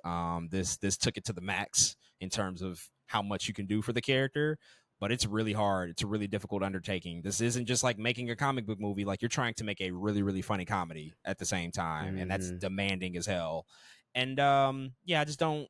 I don't know if it makes sense, and I don't know if we necessarily need it. I think 3 movies, 3 really solid, consistently funny, great movies across the board is that's more than you could ever really ask for. They'll be back for sure, Yeah. though. They absolutely will be Yeah. back. They will appear in fucking Secret Wars. You're going to see Hugh Jackman standing next to Tobey Maguire, standing next to Andrew Garfield, standing next to Ryan Reynolds. They're going to fucking back up the Brinks truck for everybody because That's so their crazy. lives depend on it. Marvel needs this. And so they will do whatever it takes to make sure these motherfuckers put these suits back on in their mid-50s. Like we're doing it. For Like sure. we're definitely doing it. So they'll be back. I have no doubt about it. But in terms of solo movies, I would agree that this very well may be the end of the line. We're definitely not seeing any more Wolverine movies from Hugh Jackman. But Deadpool, that probably also that book might be closed. Is this the best Deadpool movie out of the 3 so far? What do you think? No, I think the first one is still the best. It still has the most heart. The way they came out the gate, I love the way it's structured. This one's structure is not even the same. Yeah, I don't know. Something about that first Deadpool movie. I think they were just cooking.